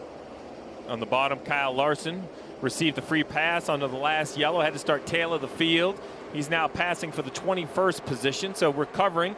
46 to go. I think he's going to need at least a yellow or two to bunch them all back up to get back in position to have a chance, but picking and choosing his spots wisely here. One thing that concerned me, Steve, when we showed a shot of him on pit road earlier, they had that right rear off. The whole inner fender well was still out of that car. Kills the aerodynamics. I know you wouldn't think it does, but if that's allowing air to get up into the deck lid and underneath the car, it's definitely not helping the downforce. And these drivers may not see the caution flag again. They will not need to stop for fuel. They'd love to put fresh tires on, but they're not going to pit under green to do it. No. Tomorrow we're going to see some real unique strategies under green because the race is so much longer, but here in the Xfinity Series, the only time they're going to come on pit road is under caution. I just can't get over it. RCR 1-2. At the beginning of the day, we talked about favorites. I didn't have RCR on my list. Shame on me. Here they are, first and second. The one leading is the one that needs that win to make the playoffs. Marty, this 2-car outside looking in, currently leading, looking good. What a restart for Sheldon Creed. 43 laps to go at Darlington, leading right now with only 2 more shots after today to make it into the playoffs. They know this is one of Sheldon's best racetracks, and they knew they had to take advantage today. They have shown speed, but the problem is all that speed has been on the front end of the run. This is the concern. Can he keep that going right now and stay out front? A lot of teams behind him saying, hey, let the RCR guys burn it off. Let them run hard here at the beginning. We'll catch them the longer we run. And Parker, when he took the lead, Richard Childress came on the radio and said one thing, attaboy.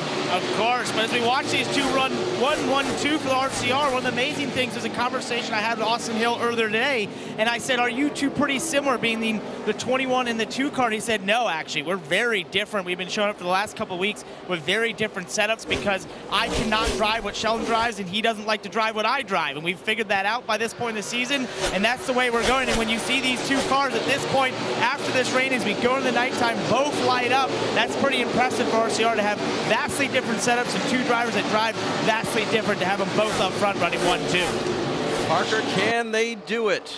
With 41 laps to go and the field thinking they can catch him, we'll find out together from Darlington.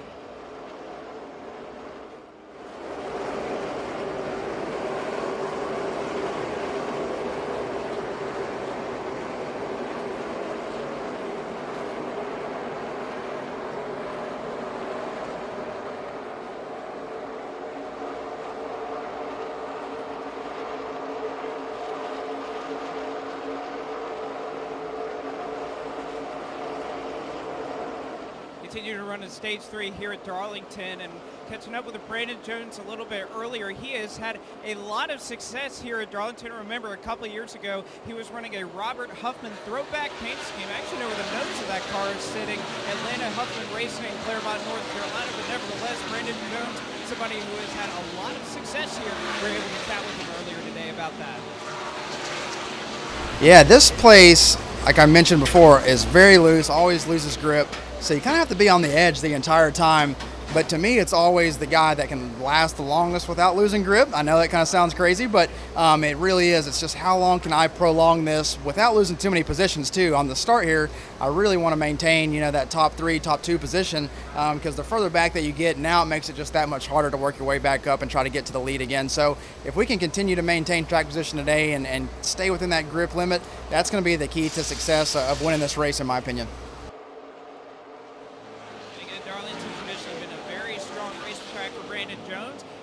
Runs right now in the top 10.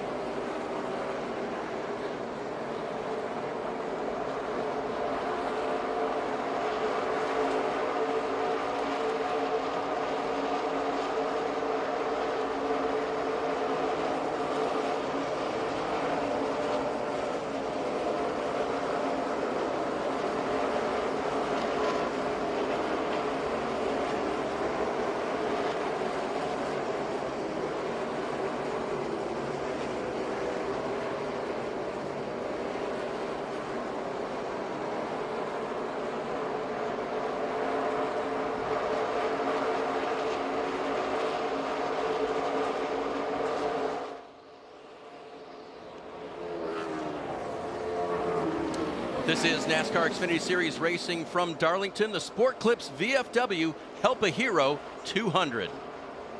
And it is winding down this time by for leader Sheldon Creed. He will make it 35 to go. With things changing, the 21 of Austin Hill, his teammate, has just been passed by Noah Gragson, who is moving fast now, just under a second, just over a second behind Creed for the lead. Yeah, I think the 7 is better than the 21 here. The 21 looks really loose. The 7 is just trying to find a way to kind of get turned down the hill and get a run on him. You see he drives right up to him. That's a better corner. Entering a lane lower. That was a good corner for the 7 car. Will he work out? Yeah, I think it will. I think I'll have him right here. The last time somebody got underneath Hill, he conceded the spot into 1. He did it again. That was what you were talking about earlier. That's traditional Darlington racing. Somebody gets underneath you into 1. It's wise if they're better than you to give them the spot. I think Hill is just so loose right now. Ty Gibbs joining this battle now in the 54, third in line here. Now our guy's got to get going here. He fell behind. That exchange cost him about a second to his teammate Noah Gragson. Noah is a little quicker, I think, than Creed. With only 33 laps to go, things happen quickly. It'll be interesting. Oh, Ty Gibbs nearly loses it in turn 2. Sorry, Steve. No, yeah, I was seeing the same thing. I was getting ready to say it's going to be interesting to see if Sheldon Creed out there with the lead can kind of manage those tires, or if Gragson and Allgaier has enough to run them down. The RCR cars, I don't think have been as good on a long run today. And right there, Noah took almost 2 tenths out of that lead. And it's so hard if you're Sheldon because, you know, if you get up there too close, you don't want to hit the wall and give them the spot, right? So it's just hard. But the most speed at this racetrack is getting up high in 3 and 4, right, Jeff? That's right. That'll do it. Christopher Bell now showing the nose of that red and white Toyota. Bell running in 6th. Yeah, what Bell's having to do, everybody's just all against the wall. What Bell's having to do is just run the bottom. But you see right there, Noah Gragson, fastest on the racetrack. Another 10th and a half off of Creed. My telestrator does not like me today. What are you pointing out here, Steve? Just what Jeff said. Speeds at the line. Creed, the 3rd best of the front 3 cars. Both Junior Motorsports cars faster than Sheldon. Here's Austin Hill in the white 21. Christopher Bell in the red and white 18. Bell's going to get that spot. Bell's got a fast race car. They just, whatever happened on pit road there, lost some spots.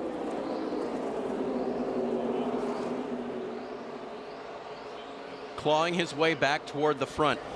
And that 18 car has run every race this year with different drivers. So Bell, even though he's not eligible for the championship here in the Xfinity Series, the team is for the Owners' Championship. You see Christopher taking that very low line through 3 and 4.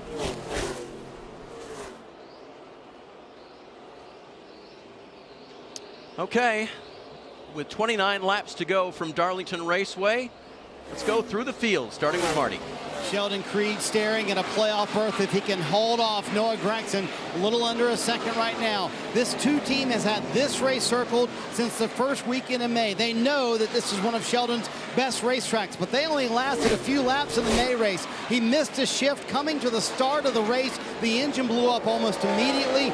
Their hope to win at Darlington, gone. Today, though, 28 to go. Their hope is here if they can hold off Noah Gragson. Gragson trying to track him down. He said the car's just a little bit too free. Luke Lambert reassured him, listen, that will come to us. Their handling will get a lot better. They love the tracks heading into the playoff. Noah Gragson trying to get another Darlington win, Kim. And Justin Allgaier there in the 3rd position. He had a good restart, but then fell back a bit. Now he seemed to stabilize, has regained his spot. He told his team the car was starting to come to him. They felt like they made good changes for the long run. We'll find out in 27 laps. Eddie DeHaan, the spotter, also reminding him to race the racetrack. Marty? Ty Gibbs sitting in fourth, having an impressive run at a track where he has struggled at admittedly in the past. He said, we've had speed here, but I've made mistakes on pit road. I've had some issues as well, not being able to finish the race. We just want to get it into a good spot to have a nice top 5 day. They have that right now, sitting in fourth, and also last few laps, fastest car on the track has been Ty Gibbs, Parker. Right, Martin, his teammate Christopher Bell there. Think about his week in terms of the Xfinity Series. On Wednesday, he gets the text from Jason Ratcliffe that Denny Hamlin is going to step out of this car. He said that was an exciting moment. He gets here for first practice, has a misshift, has to change an engine, starts at the rear of the field, drives all the way up to the top 3, and then they had that bad pit stop just before this, and now has had to work his way back through the field. And you noted, Jeff, that he's been using the bottom. He told me under the red flag that's how he made all of his ground at the start of this race. It's where the car is working best, and simply because he had the clean air. And then, as you look back here, Austin Hill, he continues to fall back and now fall behind AJ Allmendinger. Allmendinger obviously restarted at the front here, but what he's been fighting in that race car has been consistent through the day here, which is a tight under landing and then loose from the center off, and that's a really hard thing around here at Darlington, especially on a longer run like this. Just does not have the handle on that race car, guys. Austin Hill right behind him, running in the 7th position. These two up here keep trading lap times. The 2 will put a great lap up and then either catch traffic or just not hit the line exactly like he wants. We'll see right here this lap. The 9 a little better, and down this end, Jeff, is the 2. I mean, I'm going to call this the bottom for 1 and 2. I know it looks like the middle of the racetrack, but that's lower than I was expecting. Yeah, Kevin Harvick. That's what he does here. He runs the bottom. He's able to make that work. Well, I would say that's a good guy to follow or figure out. He's pretty successful here. Oh, the 9, though, when he hits the top right, he gains on this 2 car. What's the first one to get into the wall is the question. Somebody will. Noah Gragson tracking down Sheldon Creed.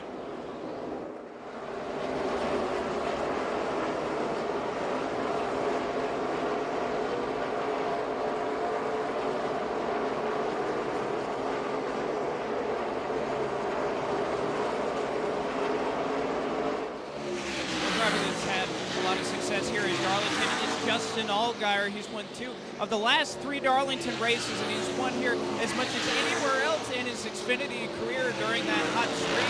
But we caught up with Justin a little bit earlier today. He was able to talk about the success to winning here at Darlington, particularly what you need to do towards the end of these races. Well, pit strategy number 1 is ultra important. You know, when it comes down to this race, it seems like no matter what happens, the car at the end of the race with the freshest tires, that's obviously the best case scenario, right? But this race is a long race. Damage is super easy to get here, whether that be with contact with other cars, the wall, whatever it is. It seems like this place is just prone to getting some damage, right? So, you know, the cleanest car usually has a good shot at winning the race. That's something that we've kind of done in the last couple of years here. We've kept the car super clean, no Darlington stripe, and been there at the end and at least have a shot to go for it. So that's the goal for today, is to come out of here with a straight race car. I think if the car is not damaged, we'll have a good shot at going for a win again. The cleanest race car getting to the end of the station. Crew chief Jason Burnett and crew chief on the 1 at Junior Motorsports Taylor Moyer, they agreed that you have to be around at the end, and anything can happen at these late race restarts if we get a late call.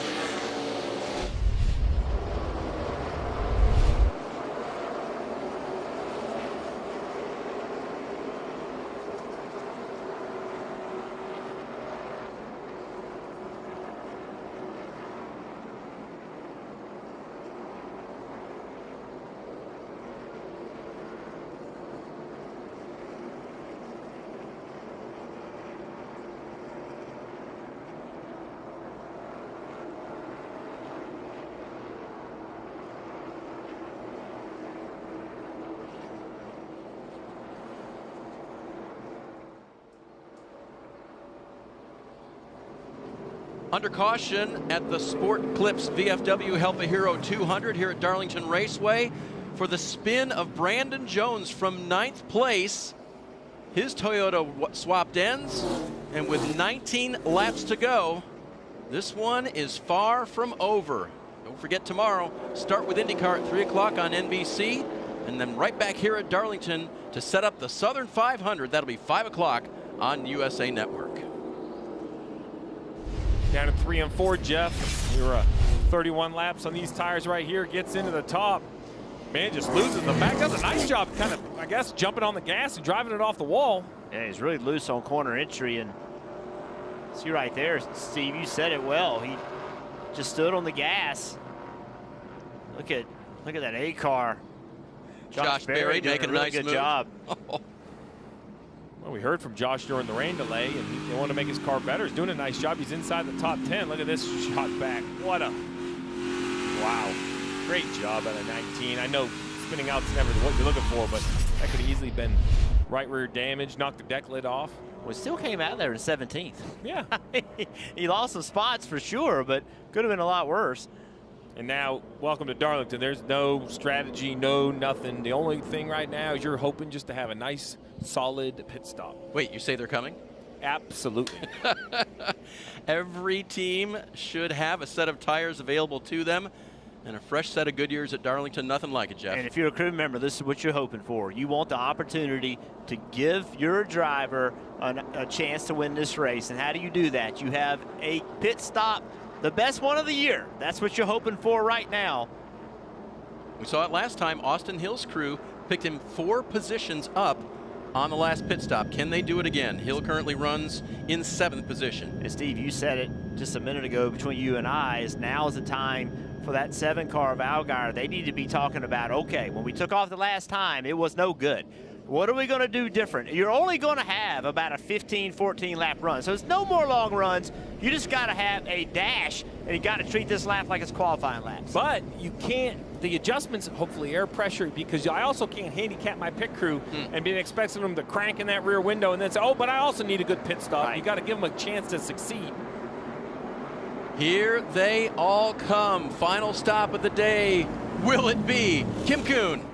And Justin Allgaier will pit from the 3rd position. He told his team, guys, I am too tight to take off, but then I lose the back end as I run. He makes a stop right in front of his crew. It's going to be 4 tires, Sunoco fuel. They did make an air pressure adjustment, and as you see, that chassis adjustment too right there, Marty. Noah Gragson said the car started too tight, stayed tight the entire run. Luke Lambert's going to make a big air pressure adjustment here, also a track bar adjustment. Think about Sheldon Creed's pit crew. They won week with Austin Dillon trying to win their way into the Xfinity Series playoffs this week here with Sheldon Creed at Darlington. Said the car was just a little bit too tight. They did not wait on fuel, and they deliver on pit road. They'll come out with Creed out front, and right behind them will be Noah Gragson. What a time to have a great pit stop. Sheldon Creed did not lose any positions, neither did Noah Gragson. Here's the look at the line. See that 54 and then the 16 right here. Creed's already gone. Yeah. And there he is. 54 is in the picture now. And he fired off pretty good the last time. Now this is the point where I love to choose. Because now, you know, it used to be you just lined up in the lane, hope the lane win. Jeff and I were talking about, all right, how are we going to start ranking some of those cup guys heading into the playoffs? And we talked about restart. Well, what defines a restart? Everybody thinks it's, you know, shifting gears and going through 1 and 2, but Jeff, you and I agree it really starts with the choose, because that's up to the driver whether he gains positions or whether he stays in the preferred lane where he wants to start the race. That's right. The spotter has been paying attention all day. What's been working, what hasn't been working. The driver understands what his car will do and will not do, and you got to pick the lane that's best for you. And that may be different than is for everybody else. You just got to make your best choice. I tell you somebody else, guys, A.J. Allmendinger all day long has complained and about his car. I'm not good here. My car's not good here. And there he is in 4th. He's got a shot. Well, the 54 is right in front of them. They've already had a little bit of a busy day between the 2 of them. Could be interesting. The leader of the race, Sheldon Creed, has never won in this series. This 2nd place car, Noah Gragson, has 8 career victories. Behind him, the 54 of Ty Gibbs has already won 6 times in the Xfinity Series. Let's check in on Noah Gregson's team and their communication. All right, we got this. We can make this happen. Just be aware. Sheldon will do whatever it takes, just so we know. Yeah, copy. That's good coaching. Hey, Sheldon needs a win. Sheldon's trying to make the playoffs. Luke Lambert here. You know, that's not like a threat. Don't take the wrong way. Let me explain what is on the line for the 2 car. So if it's a coin flip, don't assume you're getting a break or getting an inch. He's perhaps going to take the inch he needs and maybe a couple of the inches you need to make it off turn 2. And what's going through Creed's mind right now? He's never won an Xfinity race. He needs to make up some ground. He's won a couple truck races here, so he's been very successful at this racetrack. It's been a struggle. They've started to figure it out. He can see a lot of good things in his future right here if he can finish this thing off. Which lane you taking, Jeff? Oh, I'm going to the bottom. Oh, Sheldon Creed does the top. Normally, I like the top, but all day long, it just seems like, I don't know. That's just a hard pick for me. Well, look at Kyle Larson's driven all the way up to row 4. Between a pit stop, the green flag, he's going to be right there with Bell and Allmendinger. So I like the bottom out of the zone. And I like the bottom because the middle of 1 and 2, I know I'm going to make the corner. And I know that's an awful thing to say, but when it gets super, super tight there, I think you can kind of squeeze that top guy to question if he's going to make it right here, this exit of the corner. It just seems like if the leaders had the bottom, he can get better momentum entering turn 1. If you go there through there side by side, I want the top. But as a leader, I want to control that launch. Marty, how about Sheldon Creed? Yeah, real quick, Luke Lambert reminded Noah Gragson once again, he will be rough. He'll be willing to be rough, talking about Sheldon Creed. And just think about Jeff Stankiewicz here. He's been telling his driver, the short runs have favored us all evening long. 15 to go right here. Darlington, a 2-time truck winner. Sheldon Creed is here. Can Darlington come through once again and put him in the playoffs here at the end of the regular season? This is his place, Dave. Let's see if he can pull it off. A 2-sided race, an early race, a 2.5-hour rain delay. Now the final 14 laps coming up here. Sheldon Creed, the control car, the red and white number 2. What kind of a launch will he get? It's not bad, but Gregson's looked very, very good. And that bottom's been good launches all day long. Noah's got to drive it in here. Nobody's going to lift right here. They're going to come off turn 2 side by side and wide open in the gas. Sheldon Creed inches forward. He has a 2-car in the lead. Him right there.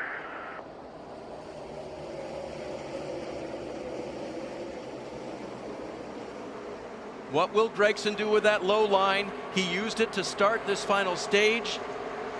Now he's got to think about what's happening back here, Jeff. 2 wide by 3.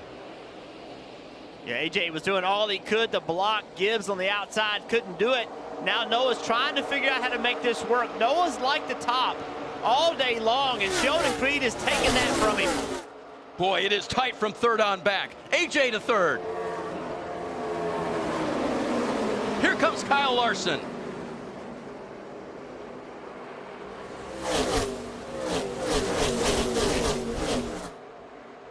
Good run through 3 and 4 for the 9. He's on the rear bumper of the 2. So hard in this corner, though, to follow his tire tracks. He looks a little lower, tries to keep some air on that left front fender. The 2's going to do a nice job and really seal the exit off. Sparks fly. You can just fastest laps of the race right here. These guys are on a qualifying lap. Oh, yeah. Let's see right here. Sheldon Creed's doing exactly what he needs to do. Run that high line. Noah loves it. Take it away from him. Make him pass you on the bottom. 3rd has cleared just a little bit. AJ Allmendinger has that spot, but the lead hotly contested now with 11 laps to go. And what makes this track so difficult is, 10 laps at a normal track, not a lot of tire fall off. You can be very repetitive with your inputs. Not here. Every single corner, the car is losing grip. So what worked last time, you have to continue to back the corner up. Kyle Larson slips by Allmendinger for 3rd. 11 to go. Does he have time to get in the mix? He knows how much Mr. Hendrick wants this paint scheme, this number specifically, the 17 car. He wants to get that scheme back in victory lane.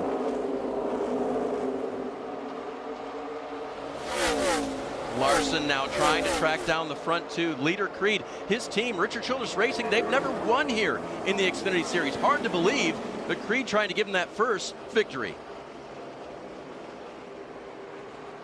This is what we talk about, why Darlington is so difficult. You've got to be pushing right here. You've got to be getting all you can. But if you try a little bit too hard, you're going to hit the wall. There's no doubt about it. So this is what's so difficult for Creed. Noah's a little bit quicker. So Creed cannot lay off and just roll through here. He's going to have to race to win this. And Noah wants to get going because look at the speeds at the line. Larson, the fastest car on the racetrack. And Larson is going to, you know, he just has the experience. So many laps around here. Put pressure to him. You're better than him. There you go. Put pressure. That's the key. You know, don't let him breathe on these corners. So close to the wall, so many places for a mistake. What Sheldon has to do right here is honestly is not look in the mirror. Just don't pay attention to it. Just run your line. See Noah with a big run right here. Kind of caught him at the wrong spot, though, and Larson takes another 2.5 tenths off the lead. Only 7 tenths back. What line will Creed take in? He takes that high line. He keeps it in the line that second place wants so bad. They all want the bottom.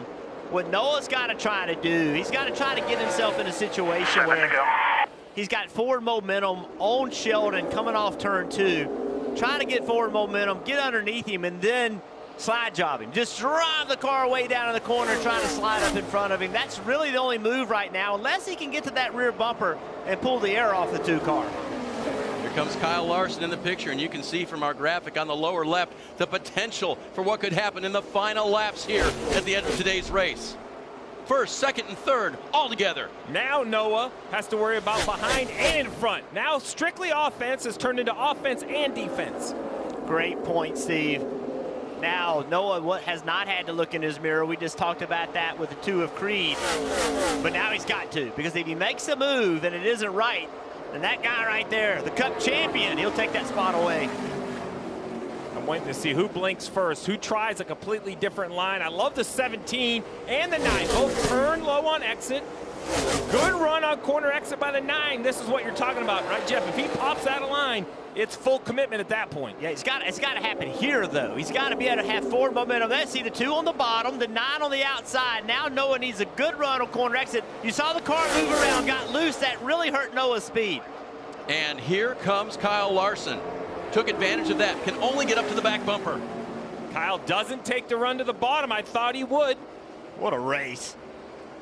Oh, big run right here by the 9 car. Big run. Top of 1 and 2. Not a good corner for Sheldon Creed.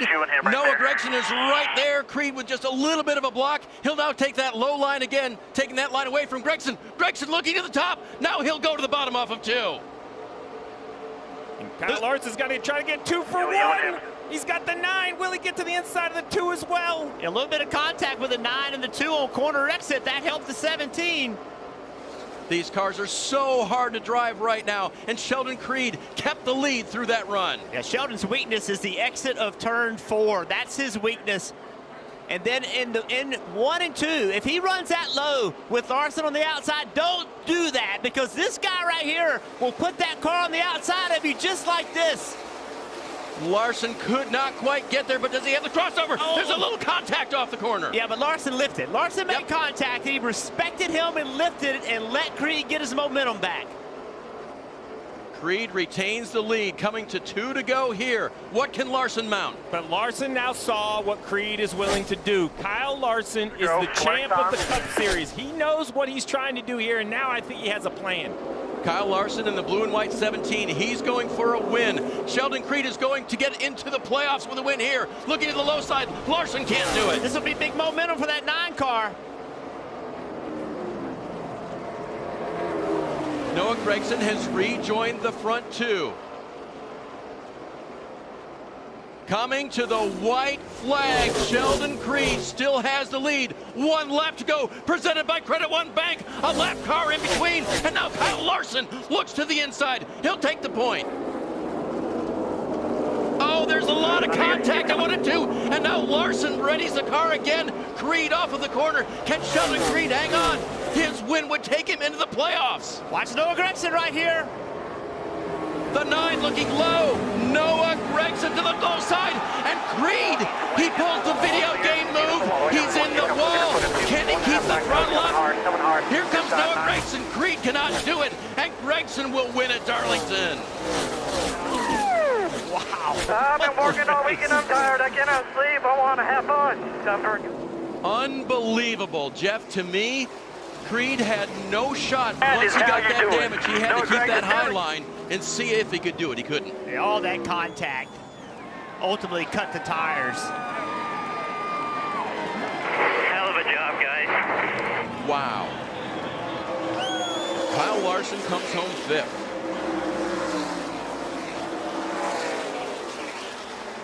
Oh, man. I bet Noah Gregson can't believe how that just came down. Hey, I'm gonna tell you something. I've heard this expression before, but literally the grandstands are shaking. I mean, this booth is moving.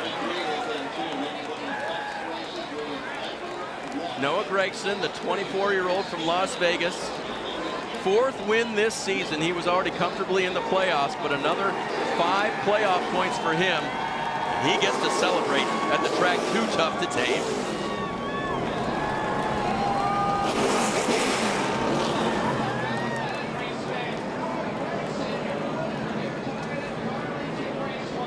Guys, that is the 6th last lap pass in the Xfinity Series in 2022. Amazing.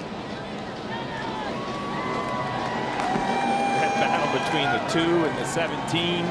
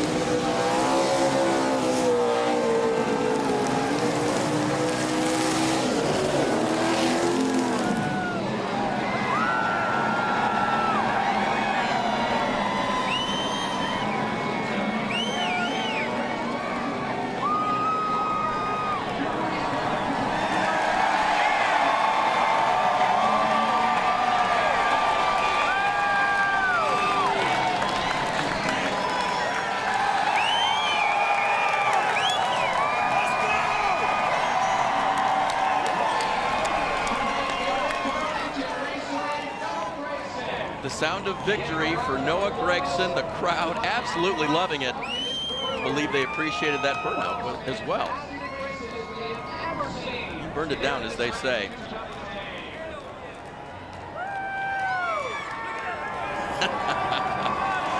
Little stage dive to boot.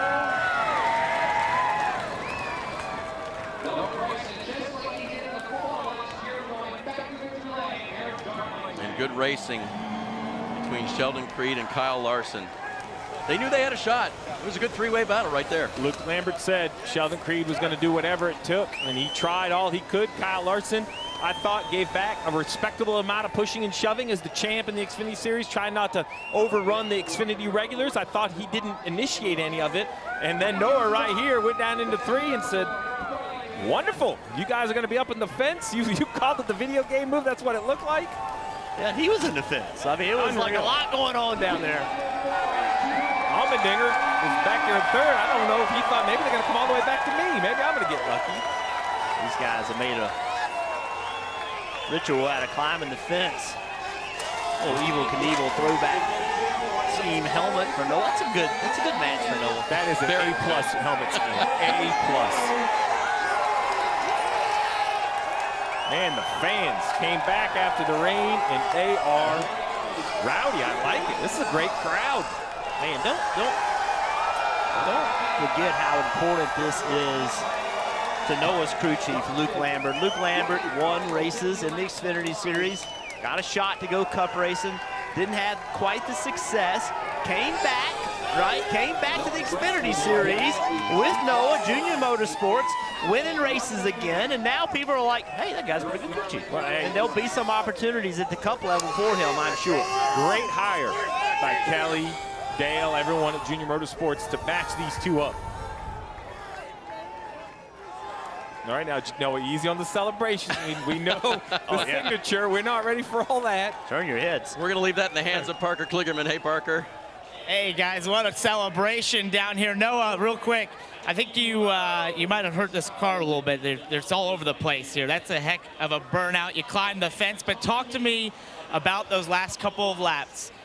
What were you thinking? What were you going through your mind? What lines did you know to choose there when you were watching those two battle it out? Damn, I'm worn out. That was badass.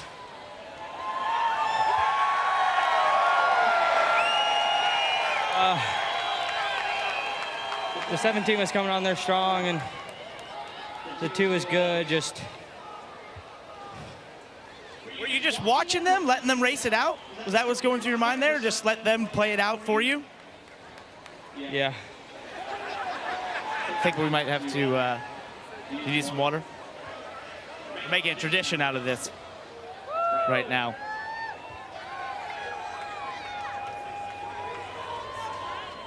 Obviously left a lot on the racetrack here, guys, for Noah Gregson. That battle between Kyle Larson and Sheldon Creed.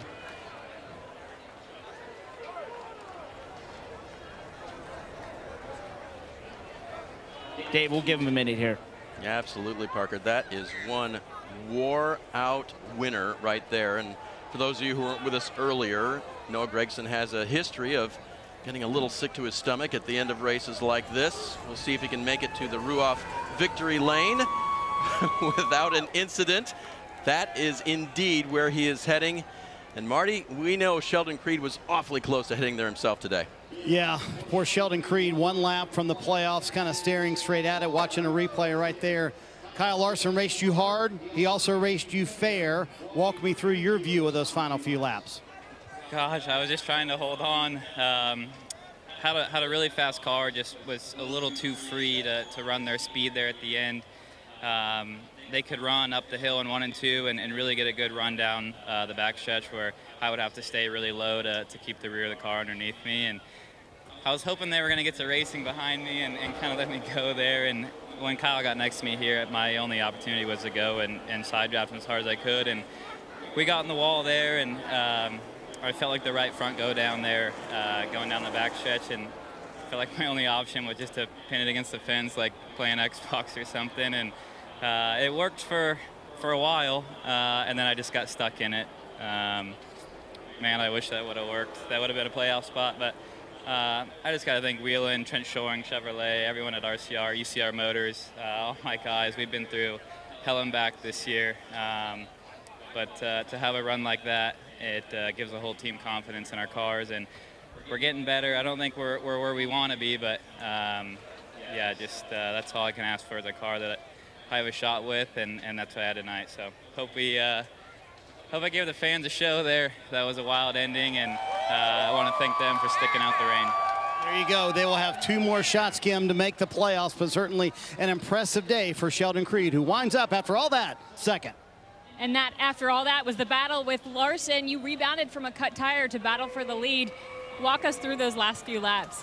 Yeah, it was a lot of fun. I was just trying to be patient as I caught them too, and catch them racing to hopefully get by both of them, and was able to get by Noah when they got side by side off of 2, and I could see Sheldon was really loose in front of me, so I was just trying to stay patient behind him. And obviously we were coming to the wide, and I didn't want to get to his inside on the front stretch because I knew what happened would happen. So I was trying to plan as where I could be behind him, but I had such a good run off of 4 that I had to make the move, and he was just on my door and got me really loose, and I had to chase it up the track and got into him, and just a lot of fun. He was racing really hard for his first win. You could see, and it was just a lot of fun from all of our seats, and crazy to be a part of a finish like that. So congrats to Noah, congrats to Sheldon too. I mean, like I said, that was a lot of fun race with him, and would have honestly liked to see him win in that fashion, riding the wall like that. But hey, it was a good race. I know all the fans had to have enjoyed that one. That was one of the best finishes I think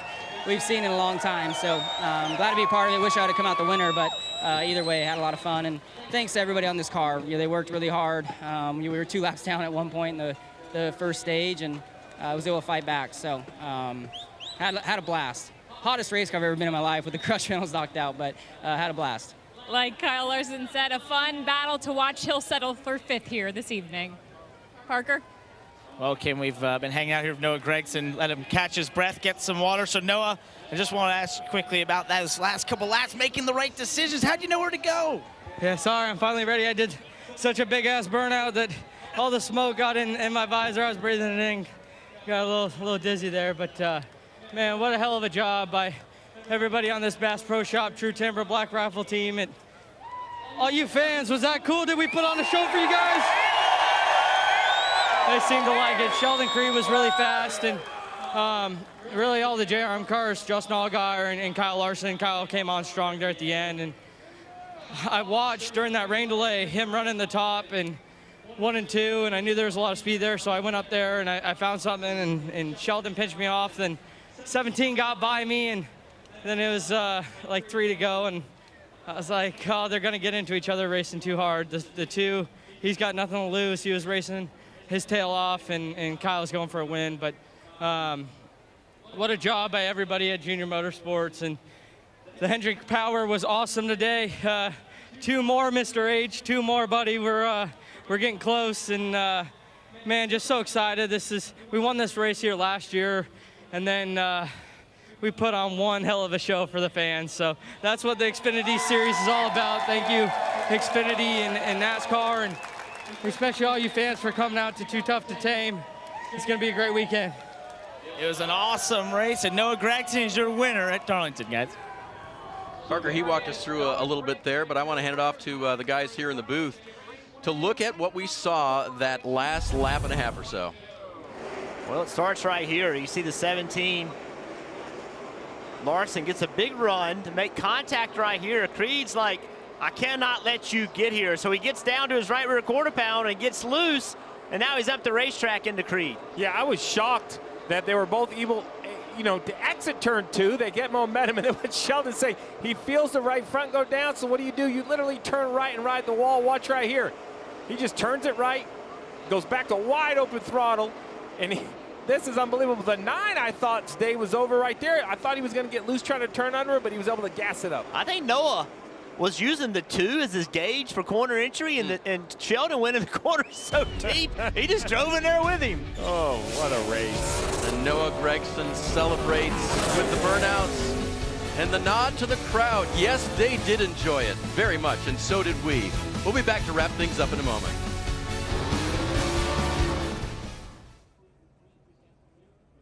Just short of what would have been a locked-in spot in the NASCAR Xfinity Series playoffs, and a lot of respect between those 2 drivers, and Sheldon Creed and Kyle Larson, but it is Noah Gregson at the end of it all, a little bit out of breath after his burnout, but he catches up and gets the win for yet his 2nd career win here at the Darlington Raceway. Of course, tomorrow night going to be incredible as well. A sold-out crowd is what Darlington Raceway announced a little bit earlier today, and that will be the layout for tomorrow's Southern 500, the playoff opener for the NASCAR Cup Series playoff. It is sure to be an incredible show, and the fans still showing out here at Darlington despite the rain delay. I'm sure they'll show up in droves tomorrow night in front of a sold-out crowd.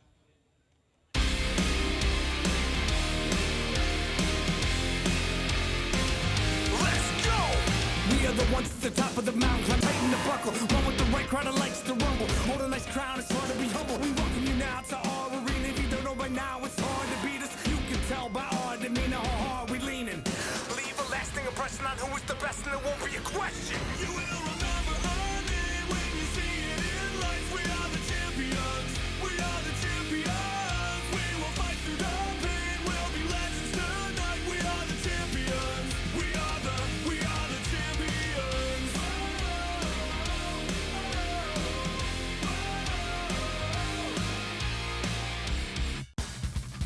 This copyrighted telecast may not be reproduced, retransmitted, or used in any form without the authorized written consent of NASCAR Broadcasting.